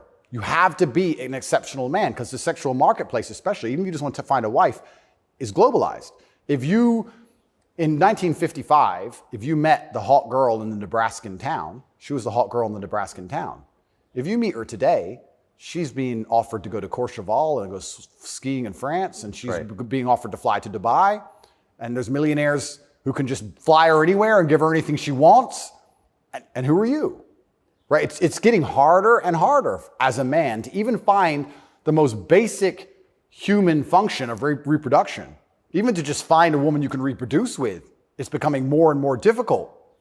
You also couple that with the fact that they've destroyed morality in women also. So when you destroy the morality in men and you destroy how a man should act, and then you destroy how a woman should act, you're both going in the opposite direction. Most women out there are very happy to share a man who's just rich and famous, and they don't care. It's right. So if you're the normal guy, there's this rich famous guy with 30 girls. That's 29 dudes who are lonely, and they end up watching porn. And if you have a porn addiction or you have a problem with porn, you have a problem with yourself, because I guarantee if you were the kind of man you're supposed to be, you would have no time for that, and you wouldn't need it. I can confirm that's absolutely and utterly the case. Yeah. So the fact you even need porn shows there's a problem with you as a man, because if you were the kind of man you could be, and I genuinely believe that any man can become anything, then you'd have unlimited sexual options and you would have no interest in that. And I do want to make this clear to the world, because there's a bit of a misconception about my story. My father was in the military and then he left to become a professional chess player. He was a traveling chess player. You don't make money with that. My mother and father broke up at age 9. We moved to England purely because you get more help from the state. I was raised on welfare in Marsh Farm, which is the worst area of the worst town, Luton, with the highest crime rate. I went to a school with a 4% pass rate, single mother household effectively. Started from absolutely nothing, became a kickboxing world champion. Your mother was English? English, correct. So I started at the absolute lowest echelon of life, and I would like to consider myself somewhere near the top now. I've been through absolutely every stage. So when I say to men, you can become anything you want, and my answer to you is masculine excellence, there's no other answer. I can't tell you how to rig the game and cheat the game. If we're all racing a race and I have a Ferrari and you have a Nissan, I mean, sure, you can get a bit better at driving, but you're probably going to lose. You have to get a better character to play this game of life. So that's why I preach masculine excellence, because for many of the world's problems today, porn, sexual access, being respected by your peers, making sure that your wife's going to stay with you after the children are born for a very long time. That's right. Being happy, anything. It all comes down to who you are as a man. The only answer is masculine excellence. There's nothing you can do besides hard work, accept the trauma and pain and suffering, and work harder than everyone else around you worked. And that's why porn's a problem. So I will genuinely say to any man out there who finds himself loading up that website, go take a look in the mirror and realize why no one wants to fuck you. Fair. And I said this to guys before. If you were a girl with all the choices she has, would you choose you? Think about it. And if you're honest with yourself, a lot of these guys, if they look in the mirror and go, you know what? No, I wouldn't choose me. Work out why and do something about it. Absolute and utter self-accountability. This is something that's also missing. I take accountability for everything in my life. Even going to jail, although it was unfair, although it's a matrix attack, although it's garbage, it was my fault. I sat there and go, what did I do wrong? How can I learn from this? Where is my part to play in this? What did I do? Because my actions are what I have the most control over. I have self-accountability for everything. If a woman doesn't want to sleep with me, I don't sit and say, women are this way, society's that way. I just sit and say, okay, why? What can I change? So any man who's loading up porn needs to go have a long conversation in the mirror and realize that he's not desirable or as desirable as he should be or could be. I come from absolutely nothing. I'm mixed race. My father was black and my mother's white. So statistically, mixed race, single household, single mother household, bad area. I ticked every box to end up in jail. I ended up in jail for the wrong reasons. I guess you fulfilled your destiny. Can't escape statistics. I ticked every box to be a delinquent, and I refused to be one. I absolutely not refused to be a delinquent. I said, no, that's not who I want to be. I want to be a superhero. And I know the only way to be a superhero is to, one, suffer, like Batman did, his parents died, and two, work hard. What does your mother think? My mother's exceptionally proud of me. She still worries because mothers worry. But even when we were in jail, she said, well, I know you're both strong. So, like, she knows she has men. She knows she has, That's pretty great. Yeah, of course. And I think that's what, I believe especially also, I think a man has a duty to his last name.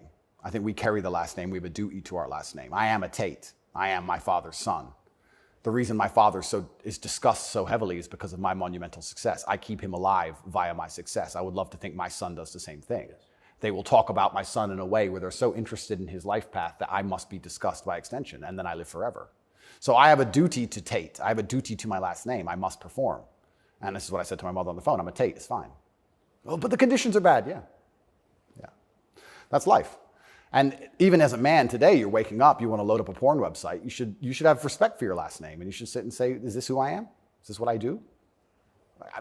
A lot of this comes down to the things we discussed at the very beginning. Self-respect, honor, dignity. Well, you have no dignity? Well, I have too much dignity for that shit. And a lot of these men have no dignity, no self-respect, and it's all an extension. It extends of why they're never going to be who they could be, and also what they do to cope with that. And yeah, porn is a coping mechanism. What do you think of women? I think women are some of the most powerful people on the planet, firstly. A lot of the conversations we're having, most people don't understand that women are the gatekeepers, and women are the ultimate judges. Women are the ultimate judges, especially of sexual access, right? So when I say that maybe 40% of the letters I got in jail were from women, just love letters. Perfume on them and kiss marks. And the traditional masculine role is still respected and loved by so many women. If you were to ask the average woman on the street who hasn't lost her mind what she wants in a man, she would like to be financially provided for, physically protected. I love women. I think they are the most powerful and precious things on the planet. They give life. But I believe that when you love a woman, you should want to protect her and provide for her and take care of her. I don't believe you love a woman by wanting to do everything she says and cucking to her. I don't believe that because I love women, I should have no standards on what I expect in a woman. I don't think loving women is sitting there going, a woman can do whatever she wants to me and I put up with it. I don't think that's loving women at all. I think loving women is saying, I'm going to be the best man I can be. And the only way I'm going to be a good man is with a degree of standard. And I'm going to be the best man I can be for you. And when I say these things, I get attacked for being a misogynist. Because well, how is that? I think misogynist means someone who hates women. Correct, because I have conversations with women who are, let's say, I've done some podcasts with women who are very promiscuous. And I've explained to them that since the dawn of human time, in every single society across the planet, promiscuity in females has been frowned upon. Yes, that's true. It hasn't been frowned upon in men, but it has been in women. I explained In a big way. In a big way. In many parts of the world to this day, you can't get married if you're not a virgin. I'm not saying all women should be virgins. I was explaining to her that female promiscuity has always been hated. In every holy book, it's disliked. You've bought into this new thing for the last 10 years, and you seem to think it's empowering. And I would argue that it's not empowering. And I sat there and had a conversation with this promiscuous woman, and I said to her that she is doing herself a disservice, and she's dishonoring herself, and she's never going to be happy or fulfilled jumping from bed to bed.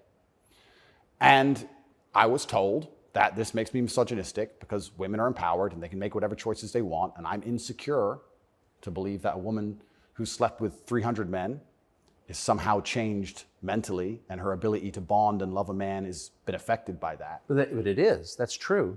Well, unfortunately, you're going to end up in a Romanian jail cell for being a misogynist. No, I mean, I love women. And so I've seen it, and that is true what you said. The thing that's interesting is that women intrinsically understand this. Yes. Because if you see a woman dislike another woman, what's the first name she calls her? Slut. It's the first thing a girl says to a girl she doesn't like. It's the biggest insult that comes to her mind is that she's promiscuous, right? So it's interesting, but I've been called a misogynist for that. And then I've been on the internet for a long time. I've made some jokes.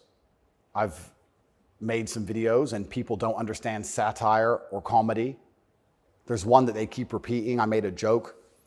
Next to my bed, I had a Glock, like many people do, and then I had a knife next to my bed, and there was a comedic skit where it said, "The girl caught me cheating, and she picked up the knife, and I slapped it out of her hand and said, 'You still love me?'"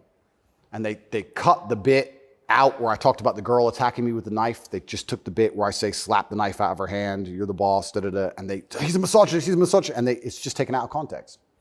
And that's another thing that's happened to me, and I am aware of this, and like I said, I take absolute self-accountability, but the way you make jokes and make videos when you get 100 views is very different than the way you would make a joke or make a video when you get millions of views. And when they're trying their best to they'll look at a 4-hour video and find 3 seconds. I'll give you an example of it, where it hurt me very recently. I did a podcast where I was discussing corruption. I discussed which country I believe is the most corrupt country in the world. They start a lot of wars. And the answer to that by the person I was discussing it with is, well, you live in Romania. Romania is corrupt. I said, Romania is corrupt, correct.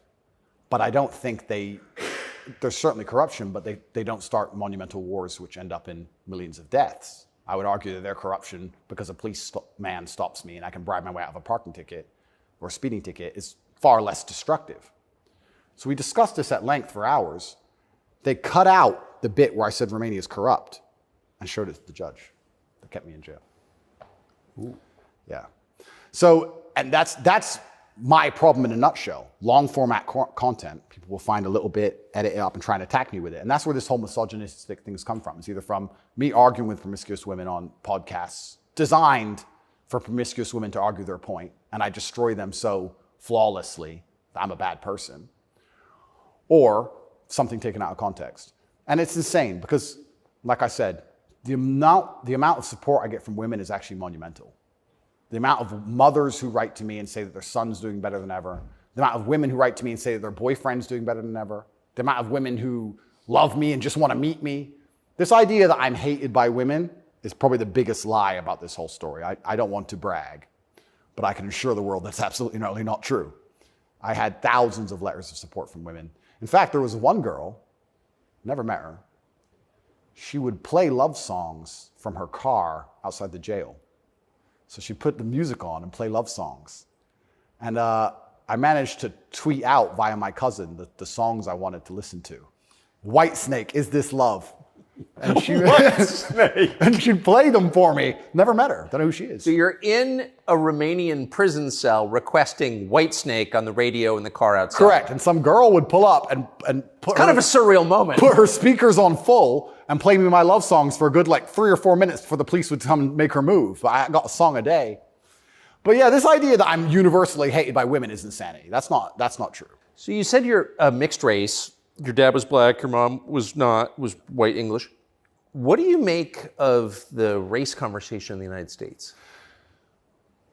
I think it's they're trying to put fuel on the fire, and they're deliberately trying to accelerate division. This is what I believe. I think that if a black billionaire and a white billionaire meet somewhere, I don't think there's much conversation about race. I don't think... No! I don't think there's any racism. No. Interesting, no? They're not that interested in the topic, actually. They don't care. Right. Right? But amongst the lower echelons of the populace, they seem very interested in trying to turn us all on each other. Yes. I wonder why that is. And I wonder why they deliberately make laws and push media matters which are designed to do exactly that. I wonder why that is. We can sit, and I have my own theories. But I think what certain people in the world would be most afraid of is the white people of a certain economic class and the black people of a certain economic class shaking hands and saying, this is bullshit. I think that would be very intimidating for them. So it's certainly accelerated. And it's also very interesting because as a mixed race person, I will also sit and state, I don't look particularly black. Most people can't guess where I'm from. I've had more discrimination against me for being a straight male than I've ever had for my skin color. I've had more people look at me or have problems with me purely because of my sexual orientation and my generally masculine essence than I've ever had anybody say anything about my skin color ever. And I'll also say, if somebody has a real problem with my skin color, who cares? If someone's that ignorant, who gives a shit? Like, it's also, I do find it amazing they manage to psyop people into being so brutally offended by it. If someone were to come up to me and say, you're not white, I'd say, correct. Have a nice day. Who cares? It's amazing how they've got everyone wrapped up in this. But yeah, it's certainly accelerated. Another thing that's very interesting about it, especially in America, a lot of Americans are insulated to, I feel like, world history. Yeah, I've noticed. You know, they're like, oh, slavery, slavery, slavery. Slavery was everywhere. Every country had slaves. Arabs had slaves, the Chinese had slaves, Aztecs had slaves. Everybody had slaves. The American Indians had slaves. Everybody did. A lot of slaves. Correct. And they're like, oh, we've been enslaved. Everyone was enslaved. Unfortunately, the world wasn't such a nice place, right? And there's been ethnic divisions in every single country on earth since the dawn of time. There still is in many countries in the world today. They believe this is a uniquely American issue. And I would strongly argue that, one, it's completely and utterly not. And two, I think that if you are black, white, Asian, I think if you stand up, self-respect, work hard, try your best, turn up on time, firm handshake, don't make excuses for anything, don't look for an easy way out, no matter what your skin color is, in America or England or any other Western nation, I think you can be extremely successful. I don't think anything's stopping you. That's not the message you get from, say, Kamala Harris, who's also mixed race. Her dad was Jamaican, her mom was Indian. Yeah. But race is really at the center of her identity and her politics. What do you make of, say, Kamala Harris? Well, let's look at why they purport the idea that depression is so powerful and that you can just catch it from the sky and now you're permanently depressed no matter what happens to you and there's nothing you can do about it and you can't improve your life and you can't be a better person, right? It's that self-limiting belief. I think by also pushing this racism argument, it's also very much the same thing. I think if you adopt that mindset, if you wake up and you're a particular color, you're purple, and you believe purple people can't make it, what's your chance of making it? Zero. Yeah. Right? So that's what's so destructive about it. This is what I'll even argue when I argue this point with people and they try and say, oh, but this happens, and they pull out these statistics and all this garbage from the Matrix. I say, listen, even if the world's racist against purple people, the best thing you can do is be such an exceptional purple person that they need you they need you. The only answer is hard work. The only answer is self-accountability, masculine essence, honor, dignity, making your ancestors proud of you because you hold the same last name as them. The answer is the same regardless anyway. But when people like Kamala are pushing this racism agenda, they're trying to say to people effectively, you'll never be anything. And you don't stand a chance of ever being anything. And I think that makes people who aren't anything feel a little bit better about themselves. It's cope. And that's the only fans she has left, are losers who she's told it's okay to be a loser because there's no way you could have not been a loser. And I will argue you could have been something a lot more than that. And you shouldn't listen to anybody who tells you you're not going to be a loser. If someone were to come to me and say, Andrew, you're mixed race, you're from a single mother household, you're never going to be rich, I'll say, watch me. I don't believe you. I don't believe you. Who are you?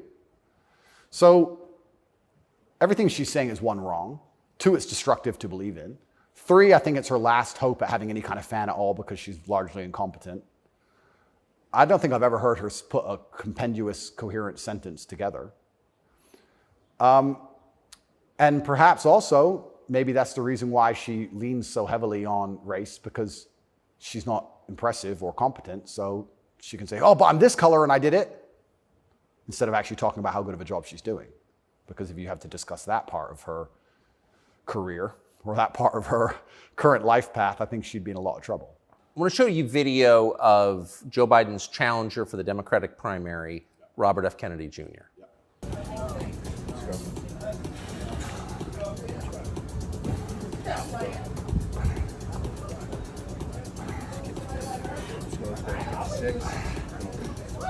Run it. Let's go. Up. What do you think of him? I think a strong body is a strong mind. I don't think there's anything wrong with a man exercising up until the age he dies. Why wouldn't he? I think that the bottom line of masculinity since the dawn of human time has been a propensity and a capability for violence. I think that's what makes a man a man. I don't see any possible negative connotation with being in good physical shape. I think that's a fantastic way to show discipline, which is very important in any man who's important, especially a world leader. In fact, I love the idea of an elected world leader being in fantastic physical shape. I think it shows that they're a motivated, disciplined person, and I have a lot of respect for him for that. And I think that in the military, we make it mandatory, right, to be in fantastic physical condition. Yes. So why wouldn't we have it mandatory for people who are in charge of the entire world? I think it's fantastic. The President of the United States seems to be failing physically. As you look back at the country whose passport you hold, at the president, what's your reaction? Well, sometimes, and it's not very often, I consider myself ignorant, but I feel like there must be some magic I missed, because wasn't he the most voted for president in history? Oh yeah, billions of votes. Yeah, there must be some magic I just can't detect, Tucker. I don't want to. More than Barack Obama, 81 million votes. It's insane. And I mean, Barack, yeah, sure, he was very intelligent, articulate. Yep. He was concise and compendious with his ideas. He could make you understand how he thinks. Yes. But Joe must be better in some way. I can't seem to see how, and I guess the fault is with me.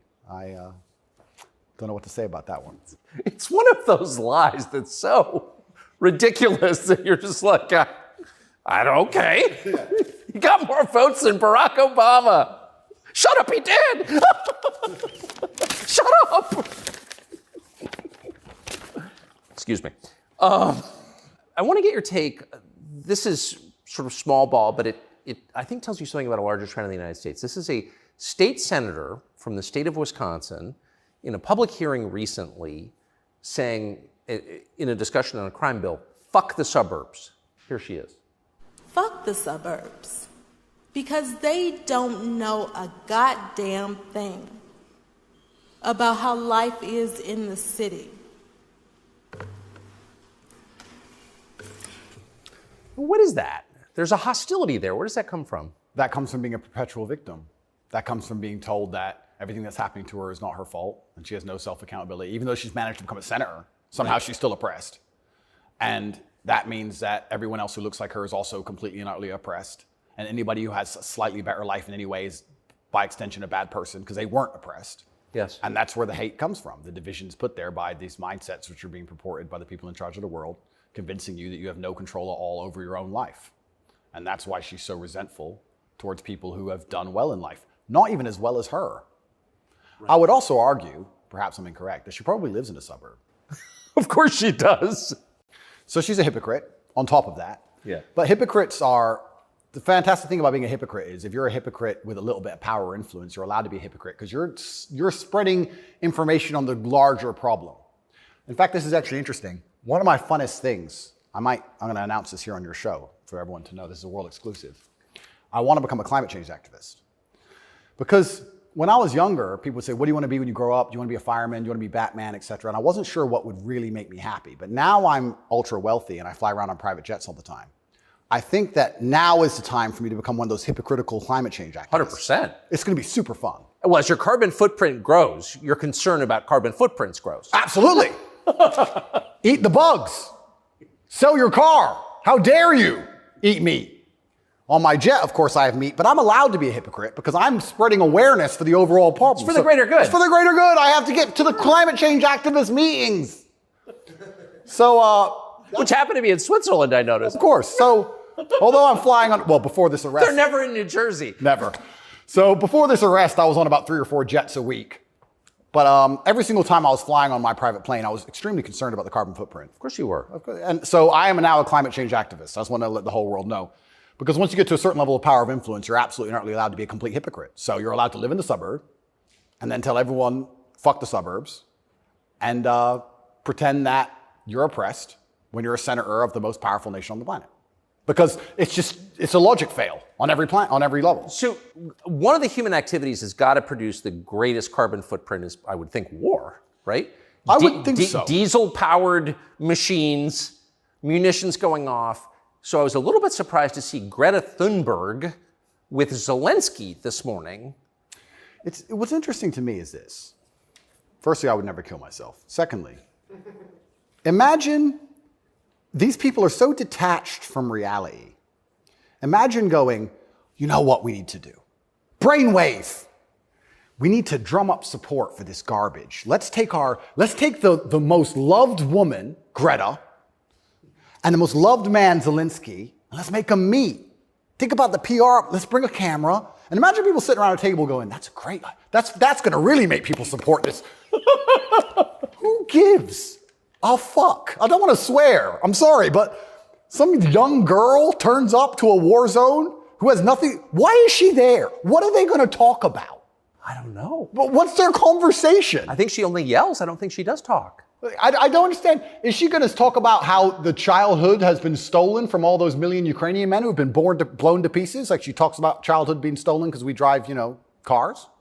I don't think she is. I don't think she's going to mention that. No. Is it just a big PR opportunity? Like what PR team came up with this concoction and thought, this'll keep them on side? It's mind-bending to me who even thought this was a good idea. It's crazy. But of course somebody did. Somebody thought it was a fantastic idea. Have you ever met Greta Thunberg? No, but me and her have had some internet arguments. I think you went to prison for it, right? Yeah, correct. Which is amazing because I'm a climate change activist. So I'm on her team. I was in Sweden during COVID. So we could have met. She didn't want to hang out with me, unfortunately. And then now I'm flying around on my jet everywhere, spreading news about climate change. Same thing.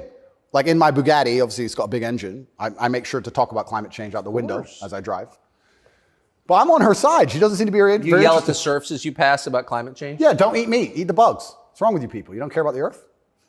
Like, if you don't start caring about climate change, all those politicians with beachfront property are going to lose their houses. Yes. And they're very concerned about climate change, which is why they bought their houses on the beachfront, so they can be the first to let you know it's coming. The early warning system, right? They're very concerned. That's why they want to be right there on the beach. Quite honorable if you think about it. Kind of on the front lines of the climate crisis. Absolutely. Lead from the front. So good. But one more point about this. Sorry to go on and on. No, I love it. But when I say these things, people, you don't care about the environment. And I try and explain to them, I love nature. You love hunting, fishing, you love nature. I love nature. Passionately. The problem with all of these things is not that I don't like nature. The problem is that nearly any issue which appears to be virtuous on the planet today is Trojan horsed with garbage. That's the problem. Yeah. I have no problem with fixing or maintaining or preserving nature. I have a problem with them telling me I have to maintain nature, them Trojan horsing my bankruptcy into the middle of it, knowing that nature won't be fixed, then telling me it's about nature and telling me I should agree with it. That's my problem. There's nothing left on the planet, no issue, which isn't Trojan horsed with absolute garbage. Yes.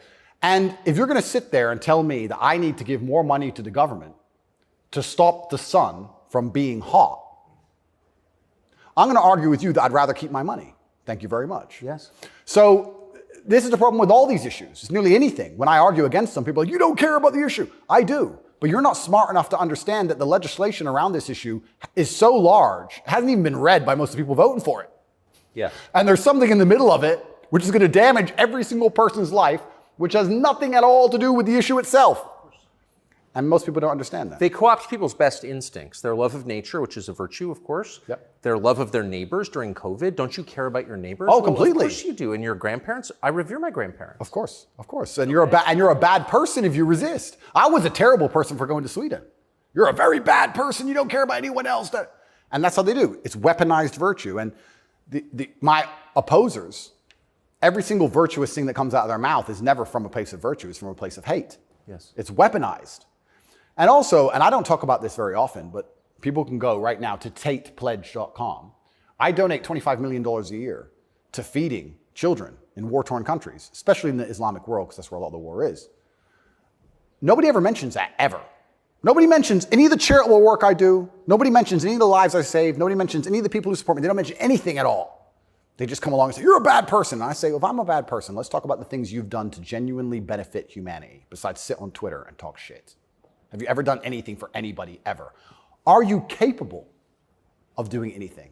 Because the things that make me a bad person, right? You don't like me for my principles and the fact I stand up for myself and the fact I have parameters and I say no, everything you hate about me. Those are the things that allow me to even do good in the world.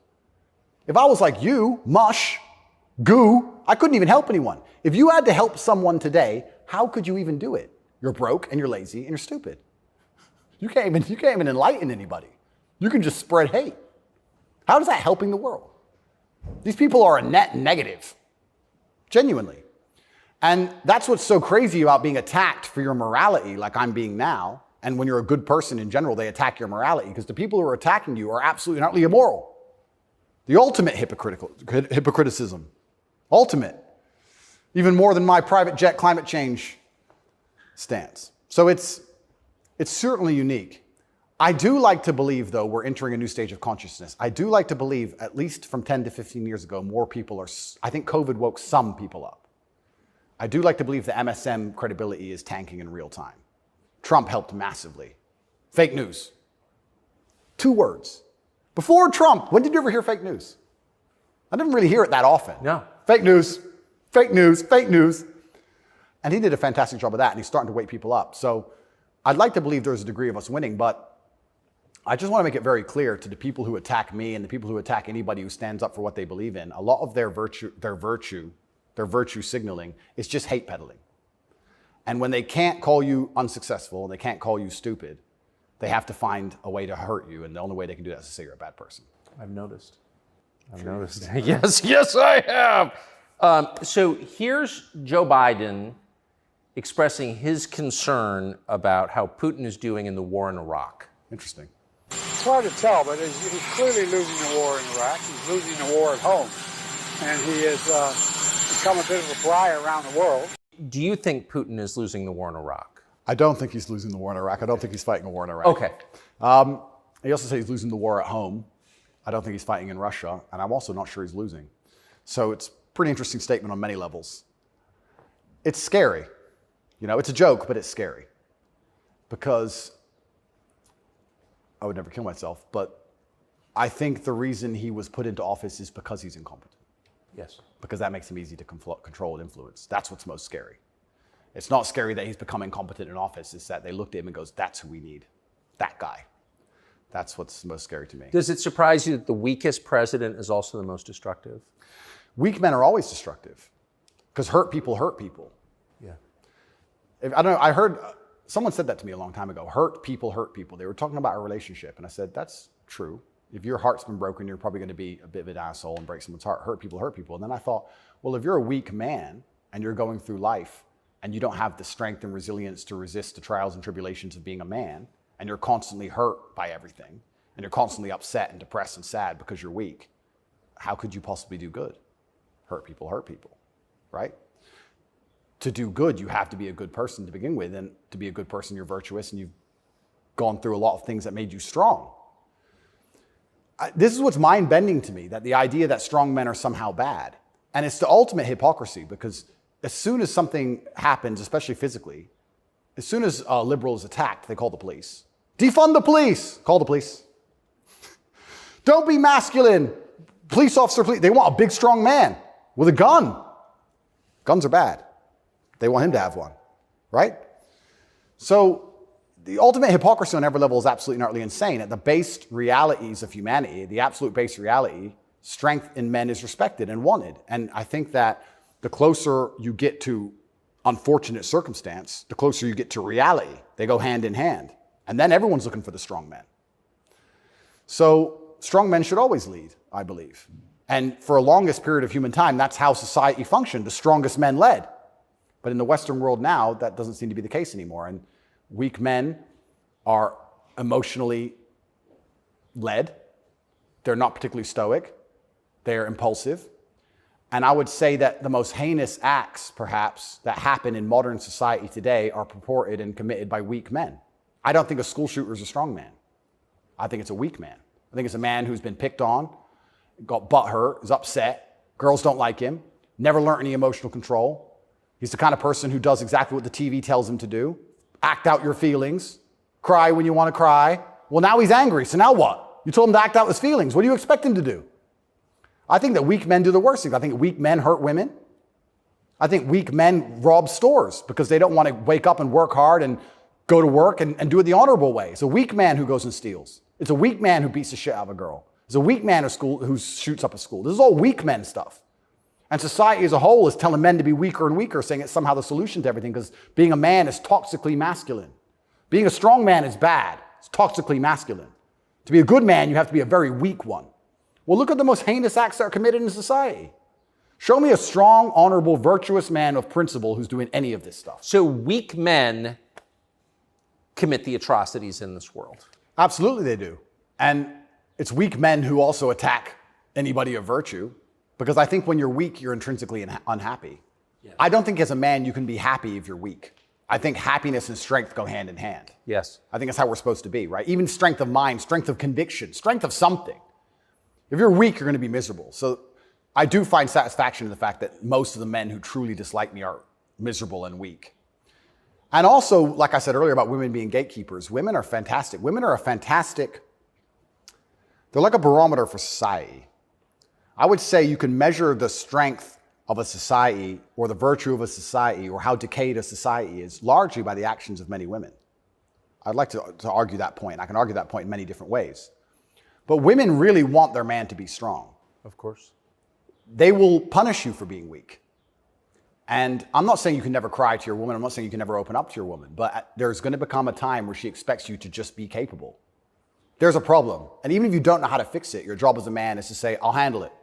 Even if you have no money and no hope. And to go find a way to fix the problem.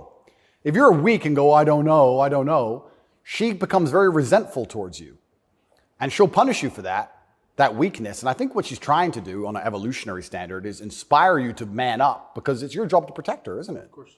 So if she sees you and looks at you and doesn't see you as a man who can protect her, she can't respect you. So every survey of female happiness in the West shows just a straight decline since about 1970 till now. Women are becoming less happy in the West. I think it's very obvious. What accounts for that? How can you be happy when all the men around you aren't men, right? We are the most beautiful union that God has possibly created on the planet. A feminine woman and a masculine man. It's the most beautiful union that can possibly exist. It raises children the best. Both parties are happier. Both parties gain. It's a net positive for everybody. There's no negative. There's no downside. But if you destroy one side of the equation, then the other side is going to be completely and utterly miserable and unhappy. How as a woman can you be happy if you can't find a man who you believe can protect you, provide for you, sticks up for you, has morals, has principles? There's none of those men left. So then what they do is just go from man to man trying to find it. And by the time they've been through enough men to maybe find someone semi-close to it, they've been through too many men to ever be happy. And then you have the absolute destruction of Western society. We talk about why men don't get married anymore. I can tell you why I wouldn't want to get married in America. I don't see the point in being married to a woman who's had so many partners before me that she can't properly pair bond with me and then giving her the opportunity to financially destroy me. I think that would be a bad chess move. And I do believe in marriage. I think society would be better if everyone was married. I'm saying that if you're living in an immoral society, being a moral person, if you're not careful about it, you can get wrecked. If the game is rigged, you have to be very careful if you play it. So how do we encourage men to get married? Well, they need to be worth marrying, but so do the women, right? So everything's decaying on both sides. Everything's spiraling. One of the reasons I also got called misogynistic, and I'll say it here, I argue the point that for the longest period of human time, evolutionarily, women had to adopt and find a way to take the ethos of an opposing tribe perhaps quicker than a man could because of war. If the men would fight and a tribe lost and the women survived, they had to change how they thought to fit in with the new tribe to survive. Yeah, because they'd be carried off. Because they'd be carried off. Of course. Like the French women were sleeping with Nazis towards the end of it. Towards the end of Paris occupation, all the French women were sleeping with Nazis. When the Nazis got kicked out, the French women had all their heads shaved because they got caught hanging around with German soldiers. The German soldiers killed their husband. 3 years later, they need to eat. So the German soldiers have a wage. He's handsome. It's amazing how quickly they can adapt. And that's for their own survival. That's fantastic. But then if you extrapolate out and you understand that to be true, then you also understand that women are more susceptible to programming to a degree. I got called misogynistic by saying that if you sit 100 men and 100 women down in front of propaganda, I believe that women are more likely to believe a lot of that. I think a lot of liberals are female. They're more emotional. And it's easier to convince them of something if you use an emotionally led argument, right? So if by extension you now have women who are emotionally led, who are being convinced and their logic is failing because they're being tricked with an emotionally led argument, and the man they're meeting has no principle and no honor, and he can't resist that, she's in charge of the house, well, now she's telling the man what to do, right? If I would have come home during COVID and my woman said, you need to wear a mask, I'd say, no, I don't. End of conversation. But if I was a simp, you need to wear a mask. Okay, baby. Don't. All right. So the women are also largely in charge of the psyop because the men are so desperate to get any kind of connection with a real person and avoid the porn screen. And then these women are being controlled by the mass media as a whole. I say this to, I have children. I don't talk about it often. But I say to the mothers of my children, I say, look, either we program their minds or society does. Who do you believe in? Everyone is being programmed by somebody and something. Me, you, everybody. We're all programmed by someone. To sit and think you're above programming is incorrect.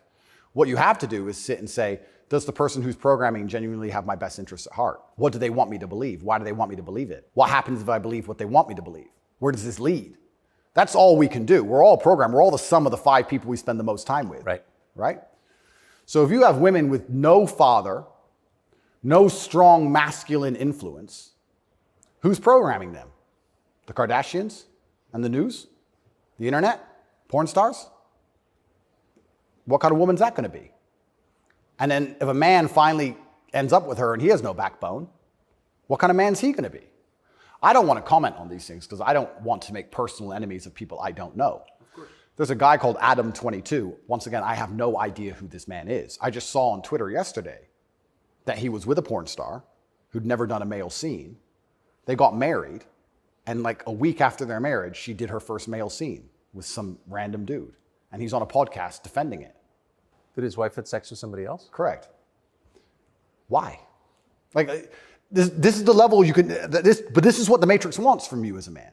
They want the woman in charge and the man below with no backbone, because if the woman's in charge, they can emotionally affect her. They can scare her. You can scare a woman easier than you can scare a man. A man. A real man's hard to scare.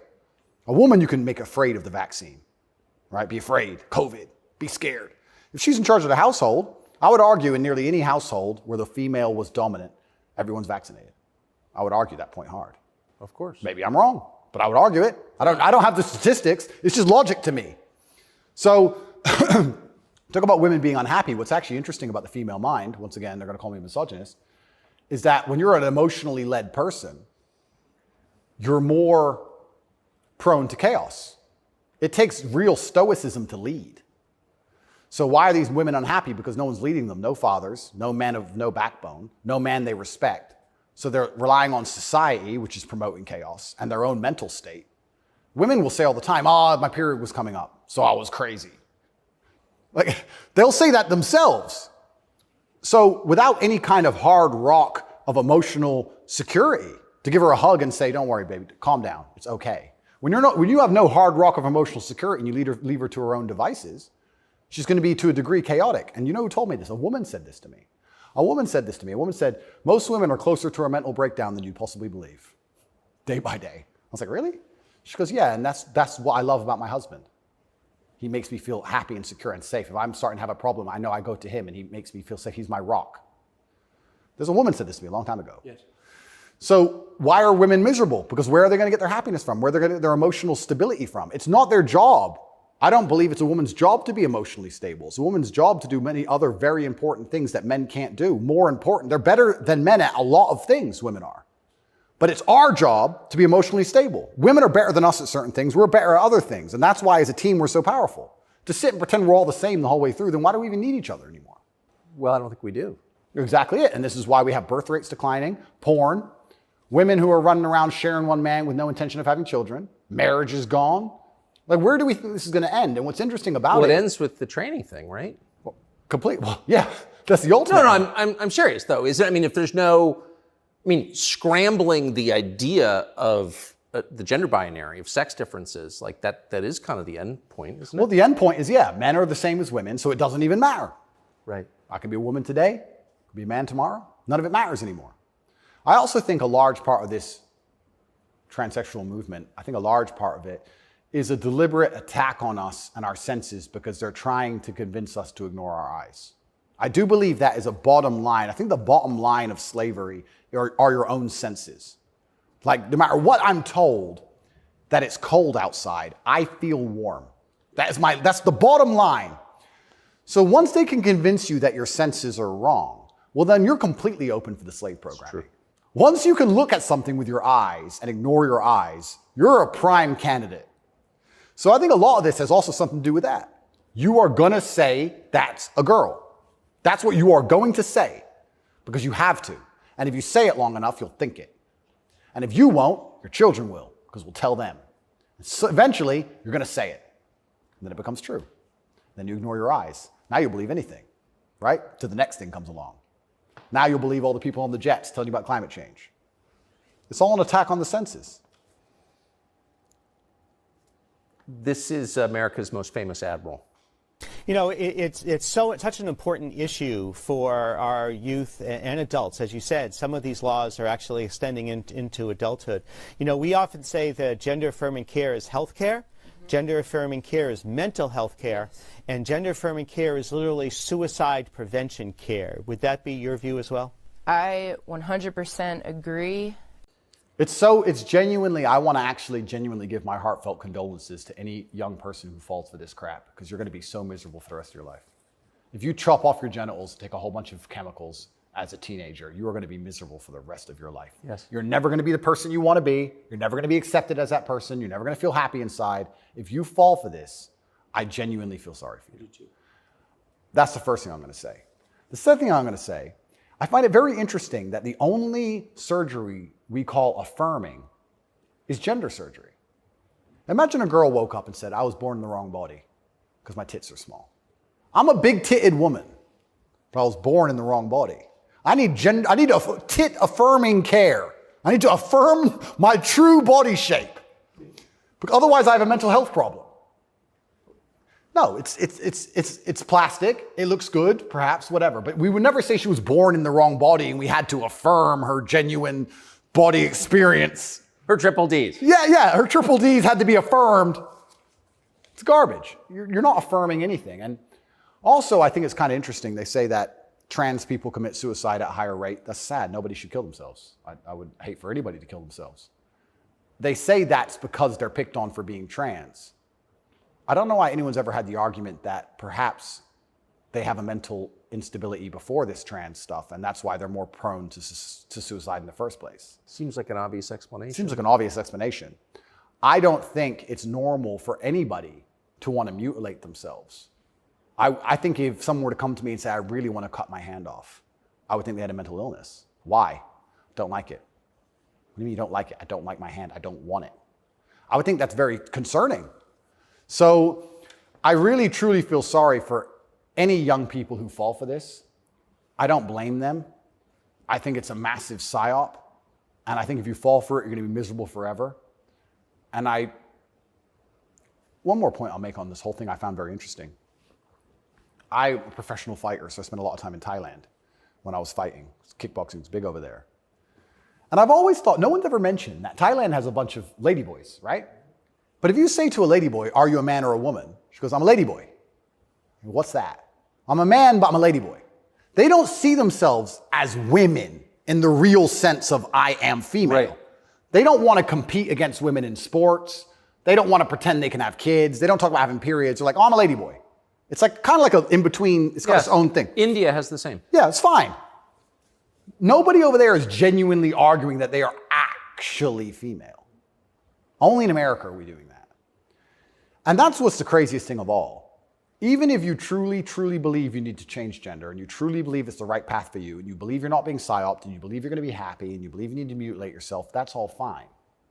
But then to come along with the hubris and arrogance to tell me that I have to pretend you're something you're not, biologically. That's right.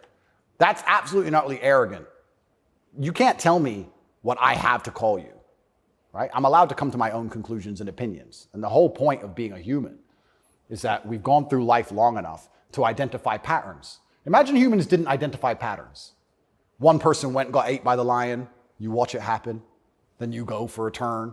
Like, no, you work out over time. Don't go near the lion, right? If I look at a person who's 6'4", muscularly built, right, with a big jaw and a beard, my brain and my life experience tells me that's quite often a man. That's very often it is. Very often. That's the conclusion I've come to. To come along and say, no, because I've decided to do X, Y, Z, you have to ignore all of the patterns you've identified throughout your entire life and everything you believe to be true. You have to throw away all the science and your entire worldview and everything about how you view the world. You have to eject that from your brain and call me what I want to be called is extremely arrogant. And if I went through the world and said everyone had to call me King Andrew, they'd tell me, shut up. Why? If they can get called whatever they want, I should be able to get called whatever I want. I want to be King Andrew, #1 savior of Earth, climate change activist. That's what I want to be. And if anybody calls me anything else, they're a bigot. That's what we're going to do. If we're going to go down that path, I'm going to make sure that my title is good. Lord of all beasts of the land and fishes in the sea. The most honorable man who's ever lived. The fastest human alive. Who cares? Doesn't matter that I can't run fastest. It doesn't matter, Tucker. I'm the fastest human alive. You must affirm my belief. I'm the fastest man alive. Greatest man in show business. Sorry, Tucker. Best political commentator there's ever been.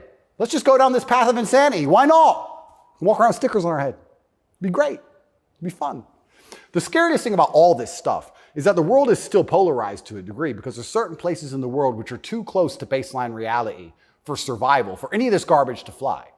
You think you can go to Tajikistan where people are trying to eat and talk to them about gender and all this garbage? They'll be like, listen, you're a man, this needs doing. Shut up, right?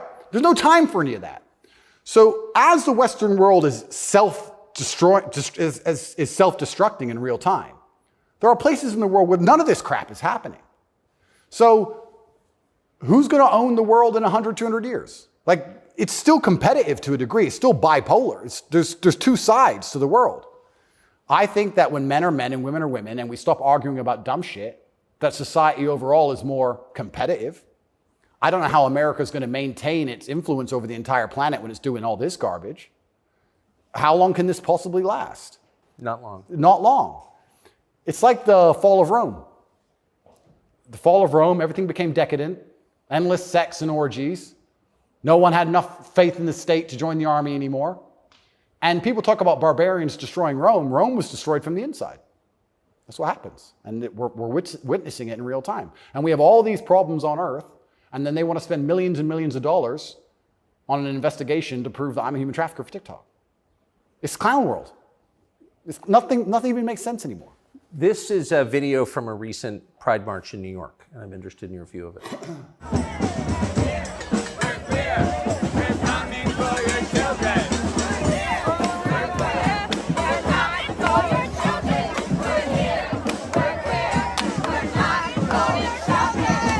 So I have a few points on this. The first point is that it is an unfortunate reality, and I'm not going to be called a bigot. I'm going to talk about the reality that the homosexual community cannot reproduce in and of themselves. So for them to have a community into the future, they do need your children. That's how they think. For there to be a homosexual community in 100 years from now, they need straight people's kids, because only straight people have children. So they're telling the truth. That's the first thing. They mean what they say. The second thing is, I think a lot of this is an attention grab by them. I think they are slightly disappointed in how tolerant many people actually are. I have no problem with gay people. I don't care. I'm gay. Cool. I want to get married. Fine. I'm going to wave my dick in your kid's face. Wait a second. Yeah. They push it to a point where we have to react. And then when we react, they say we're bigoted. Children are innocent, and destruction of innocence is one of the most disgusting things on the face of the planet. It's terrible if a child is killed in a war. It's terrible if a child's mind is warped by any propaganda mechanism. They're innocent. What I don't understand is why, imagine heterosexual men walked around naked saying we're coming for the children. Well, someone gets shot. Absolutely. So why is it when For good reason. Completely. So as soon as there's this sexual orientation, they're completely protected. And I think that the whole point of having children as a whole is to instill them with your worldview. I know if I have children, I want them to be like me. We just talked about my last name and how I want them to honor me into post-death. Then I want them to be a representation of me, which means they should believe in my values and my creeds. Why is a group of people in New York walking around telling me what they're going to teach my kids and what my kids should believe? They're not your kids, they're my kids. Right. And that's what's so scary, because children are impressionable and children are raised by the state and the internet, effectively, which is why they want me off the internet. But they'll let a lot of people stay on the internet that say a lot about a lot of things. I'll argue that if I was transgender, the American embassy would have told Romania they were bigoted and removed me pretty quickly. I would genuinely argue that point. They would say, no, what you're doing is abusive to the LGBT community. He must be removed from jail. Of course, immediately. Immediately. But because I'm straight and heterosexual, it doesn't matter. We're the class that suffers the biggest bigotry that possibly exists in the Western world today. I would actually argue that point. But they're saying this to be deliberately provocative. They're deliberately trying to upset people. They want to upset you so that when you talk against it, they can call you names and call you a bigot. And also they mean what they say. And it's truly scary. I'm obviously a Muslim. I'm Islamic. What most people don't understand about a lot of the Islamic world is that a lot of these things are outlawed, right? But people say, so gay people can't go there. If you go to Dubai, you will see gay people. If a guy wants to be gay and do whatever he wants to do with a full-grown man in his own house, I don't care. And you can tell. You might have a waiter's gay, whatever, etc. The only reason it's outlawed is not to stop a full-grown man meeting a full-grown man and doing what he decides to do. It's outlawed to prevent it bleeding into society and affecting the culture where the children are affected. That's why it's outlawed. And I'm not saying it should be outlawed in America, but what I'm saying is if you're not going to protect the innocence of children from any ideology, and if the ideology is deliberately targeting children because children are more impressionable and more capable of believing in things which simply aren't true, perhaps a man looking like a woman or vice versa, then that is a dangerous ideology that should be very closely examined. Well, if you're not going to protect children, or if you're going to encourage women to fight your wars, why have a society in the first place? Well, this is another thing. Isn't the whole point of society to protect women and children? You know what's really interesting? I argued this point once. They were talking about how the West is a patriarchy and it's so terrible to be a woman in the West. And I'm like, well, where's better to be a woman then? If it's not the West, please tell me. Pick another country besides America where you'd rather be a woman. It's garbage to begin with, but you're saying, America's a patriarchy and Americans are all misogynistic. And men are so bad and women have been oppressed since the beginning of time. It's always been a patriarchy. If that's true, why don't women fight our wars? Think about it. We can get the women of our country and the women of another country and let them go die in a ditch. And us men can just sit around being patriarchs. Why do we have to go die? Why do we have to go get our legs blown off? No, because we're a patriarchy. Women can go suffer. Or do the women get to stay at home and we go suffer? How is it a patriarchy? Right? So that's garbage to begin with. But I think, genuinely to go back to that point, any ideology which is waking up and saying, our worldview is so extreme, the only way we can truly ensure it exists into the future is to find the most susceptible people on the planet to program and attack their minds, children. I think that's a destructive ideology and should be very closely looked at. And it doesn't matter if it's LGBTQ or anything else. I think if you sit children down and pump propaganda into their brain, and that's the only way you can get what you want, then there's probably something wrong with your ideas because you're afraid to challenge them with a grown adult. You don't want a fair fight. You understand? They don't want a fair fight. They want to sit with a child who has no idea what he's talking about and tell him that men are women and vice versa, and just completely confuse the poor child because they don't want a fair fight against a rational adult. And that's scary. It doesn't seem a huge improvement over, say, ISIS to me. Absolutely. That's how do you convince somebody to blow themselves up? Well, you find a young man, teenage boy, and you program his mind. Exactly. And it's exactly the same thing. They don't try and convince an older man to blow himself up because he's going to sit there and go, well, why don't you blow yourself up? And then there's an argument. You go find a young, susceptible person, right? And that's what's so scary about all of it. And it's also kind of funny that like this whole LGBTQ thing is also linked to the patriarchy, also linked to all this other garbage and all these other false narratives and false ideas. And it's these people who are attacking me saying, I'm dangerous for women because I'm a misogynist. You're dangerous for women for pretending men are women. You're more dangerous for women than I am. I'm saying a man's a man's, a woman's a woman. You're saying that if I put a wig on, I could go punch women in the face in the boxing ring. Who's dangerous for women? It's insanity. And again, they have no virtue at all. They just weaponize garbage and attack you with it. But I do think that children have to at least be the bottom line for society. That's the future. And if you have children at home, you're raising them. And if you struggle to feed them, the government doesn't care. They are yours, and they're your problem and your responsibility, and you deal with all of the stress and all the worry of them being out late at night and all the responsibility of taking care of them, and you went through hell for them to exist. You don't owe their minds to anybody else. You don't owe it. So there has to be a point where you stand up and say, no, I raised this child. It's my child, not That's yours. my child. It's not yours. Absolutely. What do you make of Julian Assange? I think that it's crazy. It's the number one way to shut up the BBC, that's for sure. To mention him. Say, oh, you're a journalist. You care about journalism, do you? You care about a fair and independent story. Why is Assange in Belmarsh? Very interesting. What do they say? They don't answer. They try and change subject. They always do. I did it. I stole it from the Azerbaijani president. He started it. I saw that. Yeah, it's great. Do you know him? I don't know him, but I've seen enough of his interviews to like him. Me too. Yeah, I like him. And this is what I'm saying about the world. There's so many places in the world where they still live very firmly in the real world. All of this garbage is just the result of the very simple, easy lives that we have. Inside the movie The Matrix, which I recommend you watch, the agents say, we tried to create a utopia for the human mind so that your mind is in a utopian state and your body can just be used. But the human mind rejects utopia.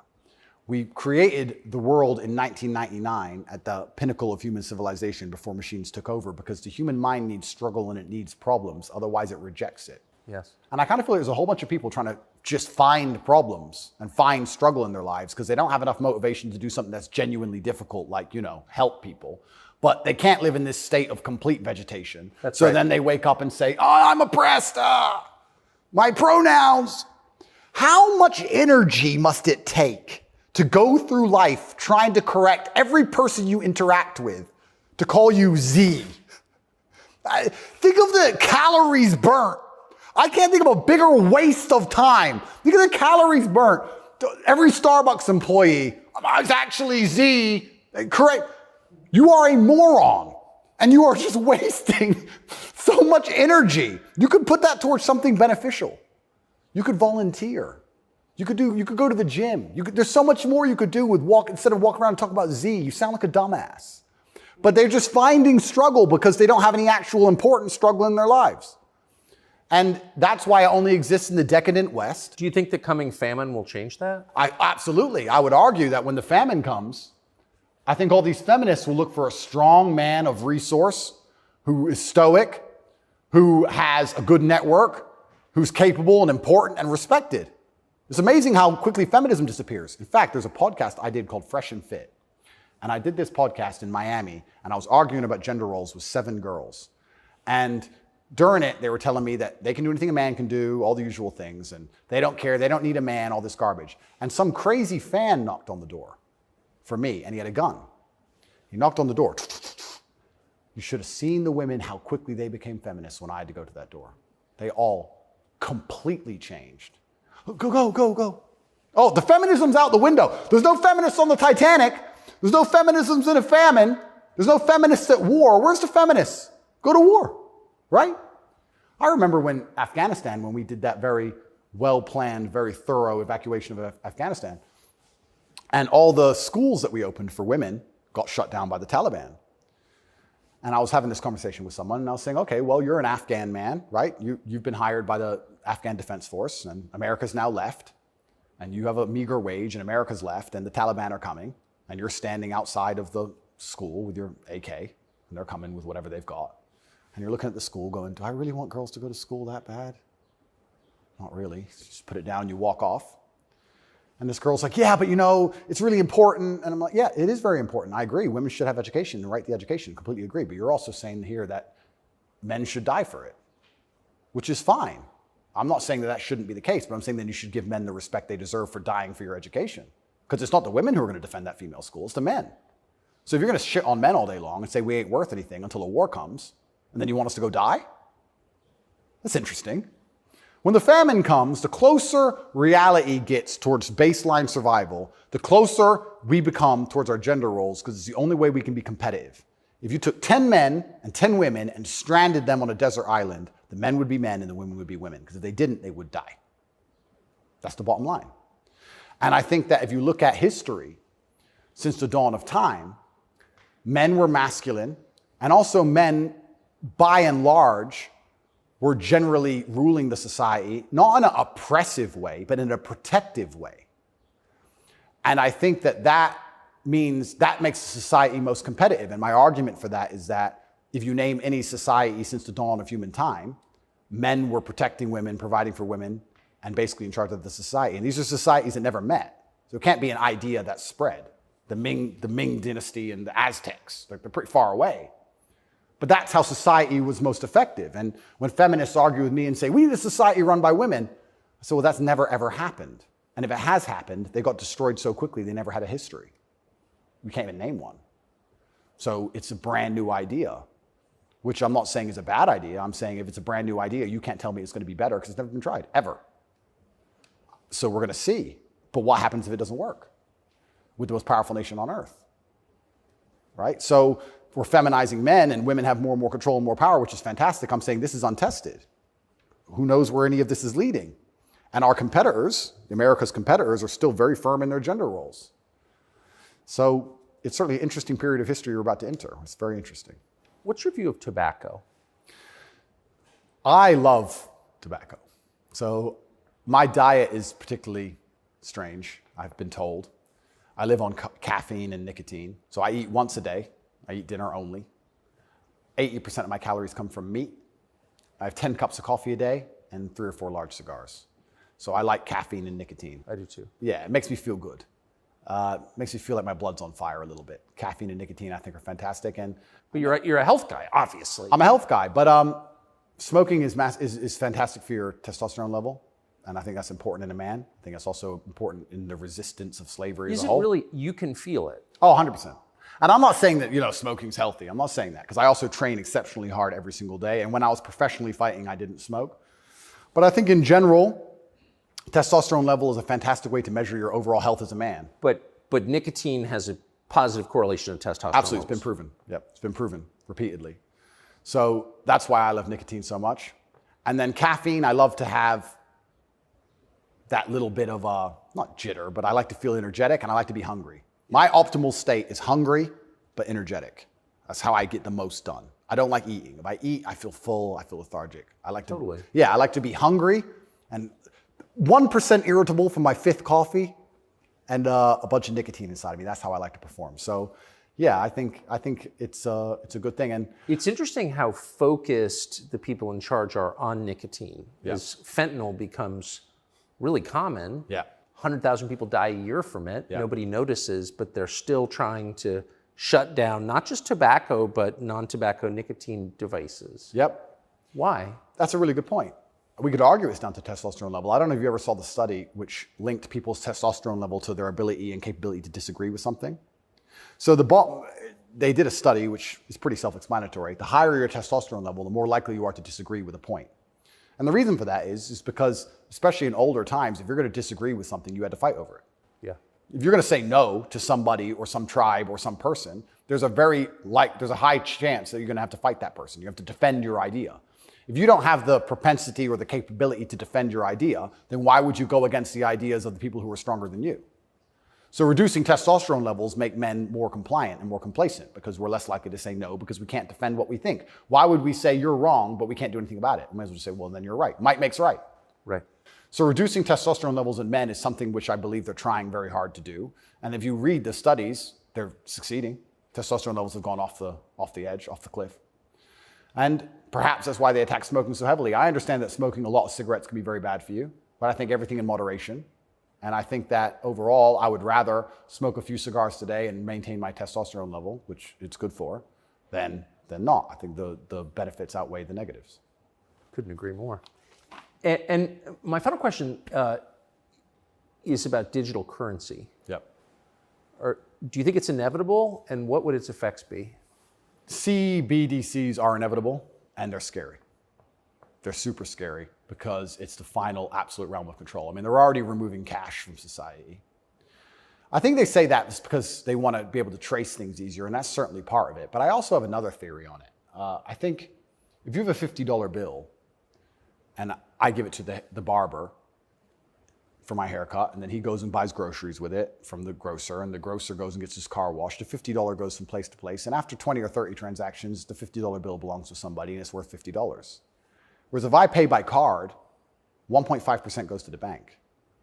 And then if he takes the money I've given him and pays for the groceries, 1.5% goes to the bank. And after the groceries have been paid for, when he goes to get his car washed, 1.5% goes to the bank. So after 20 or 30 transactions, the $50 is gone, the bank has it all. I think that's why they're so desperate to get rid of cash. It's interesting. CBDCs are the next level because once the money's completely digital, then they control everything you do with it. They control where it goes, but they can also control how and when it can be spent. Imagine some terrible future dystopian society where your money arrives and they say it can only be spent on food, or it can only be spent on vegetables because you've had too much meat this week, or you can't buy transport to a particular area because there's resistance to government oppression in that area. So your money won't work for trains right now because nobody can go down there because we don't want everyone in a large group. We want everyone at home in their pods. And they can track everywhere it goes, and they can also track how it's spent, and they can control how it's spent. They can put a time limit on it. You have an hour to spend this money. Scary. Like, think of all the ways they can inflict control over it. And I think this is actually one of the reasons why also I'm disliked. The BBC said this to me when they interviewed me. They said, Lucy, the very intelligent BBC reporter, said, word for word, you have a Bugatti and a cigar, and that means it comes with a side order of misogyny.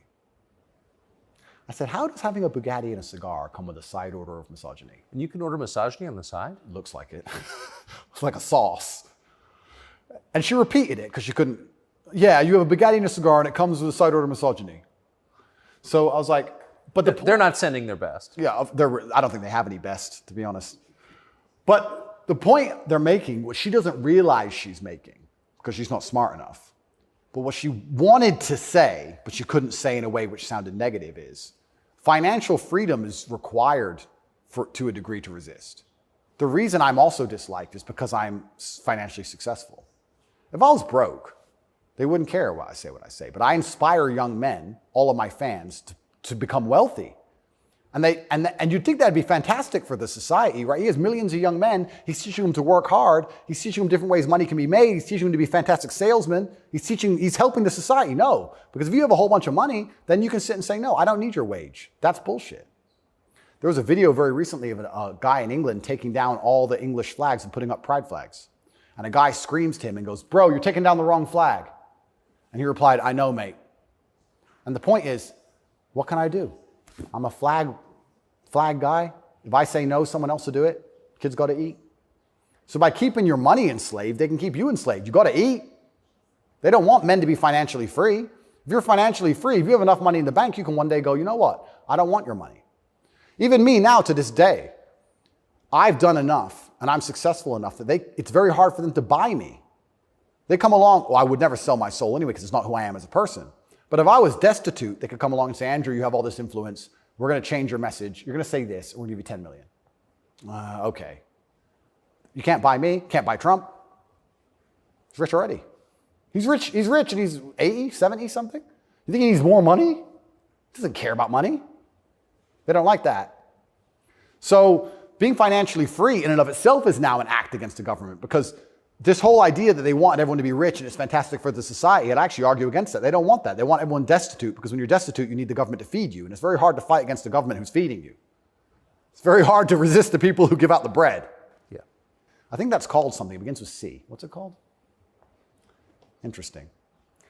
I also heard another interesting theory from a very intelligent person one day, and it was that every government on earth, all of them, in all of their different forms, China, which says it's communist and is capitalist, and all the different in-betweens to the capitalist West, every government on earth is slowly encroaching on trying to become as controlling as powerful as possible.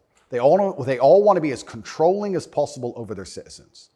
Communism is the end result of the most control a government can have, effectively, or some version of communism. But every single government on earth is slowly trying to get there bit by bit. And the only thing that resists them getting there is the populace and how much the populace will accept.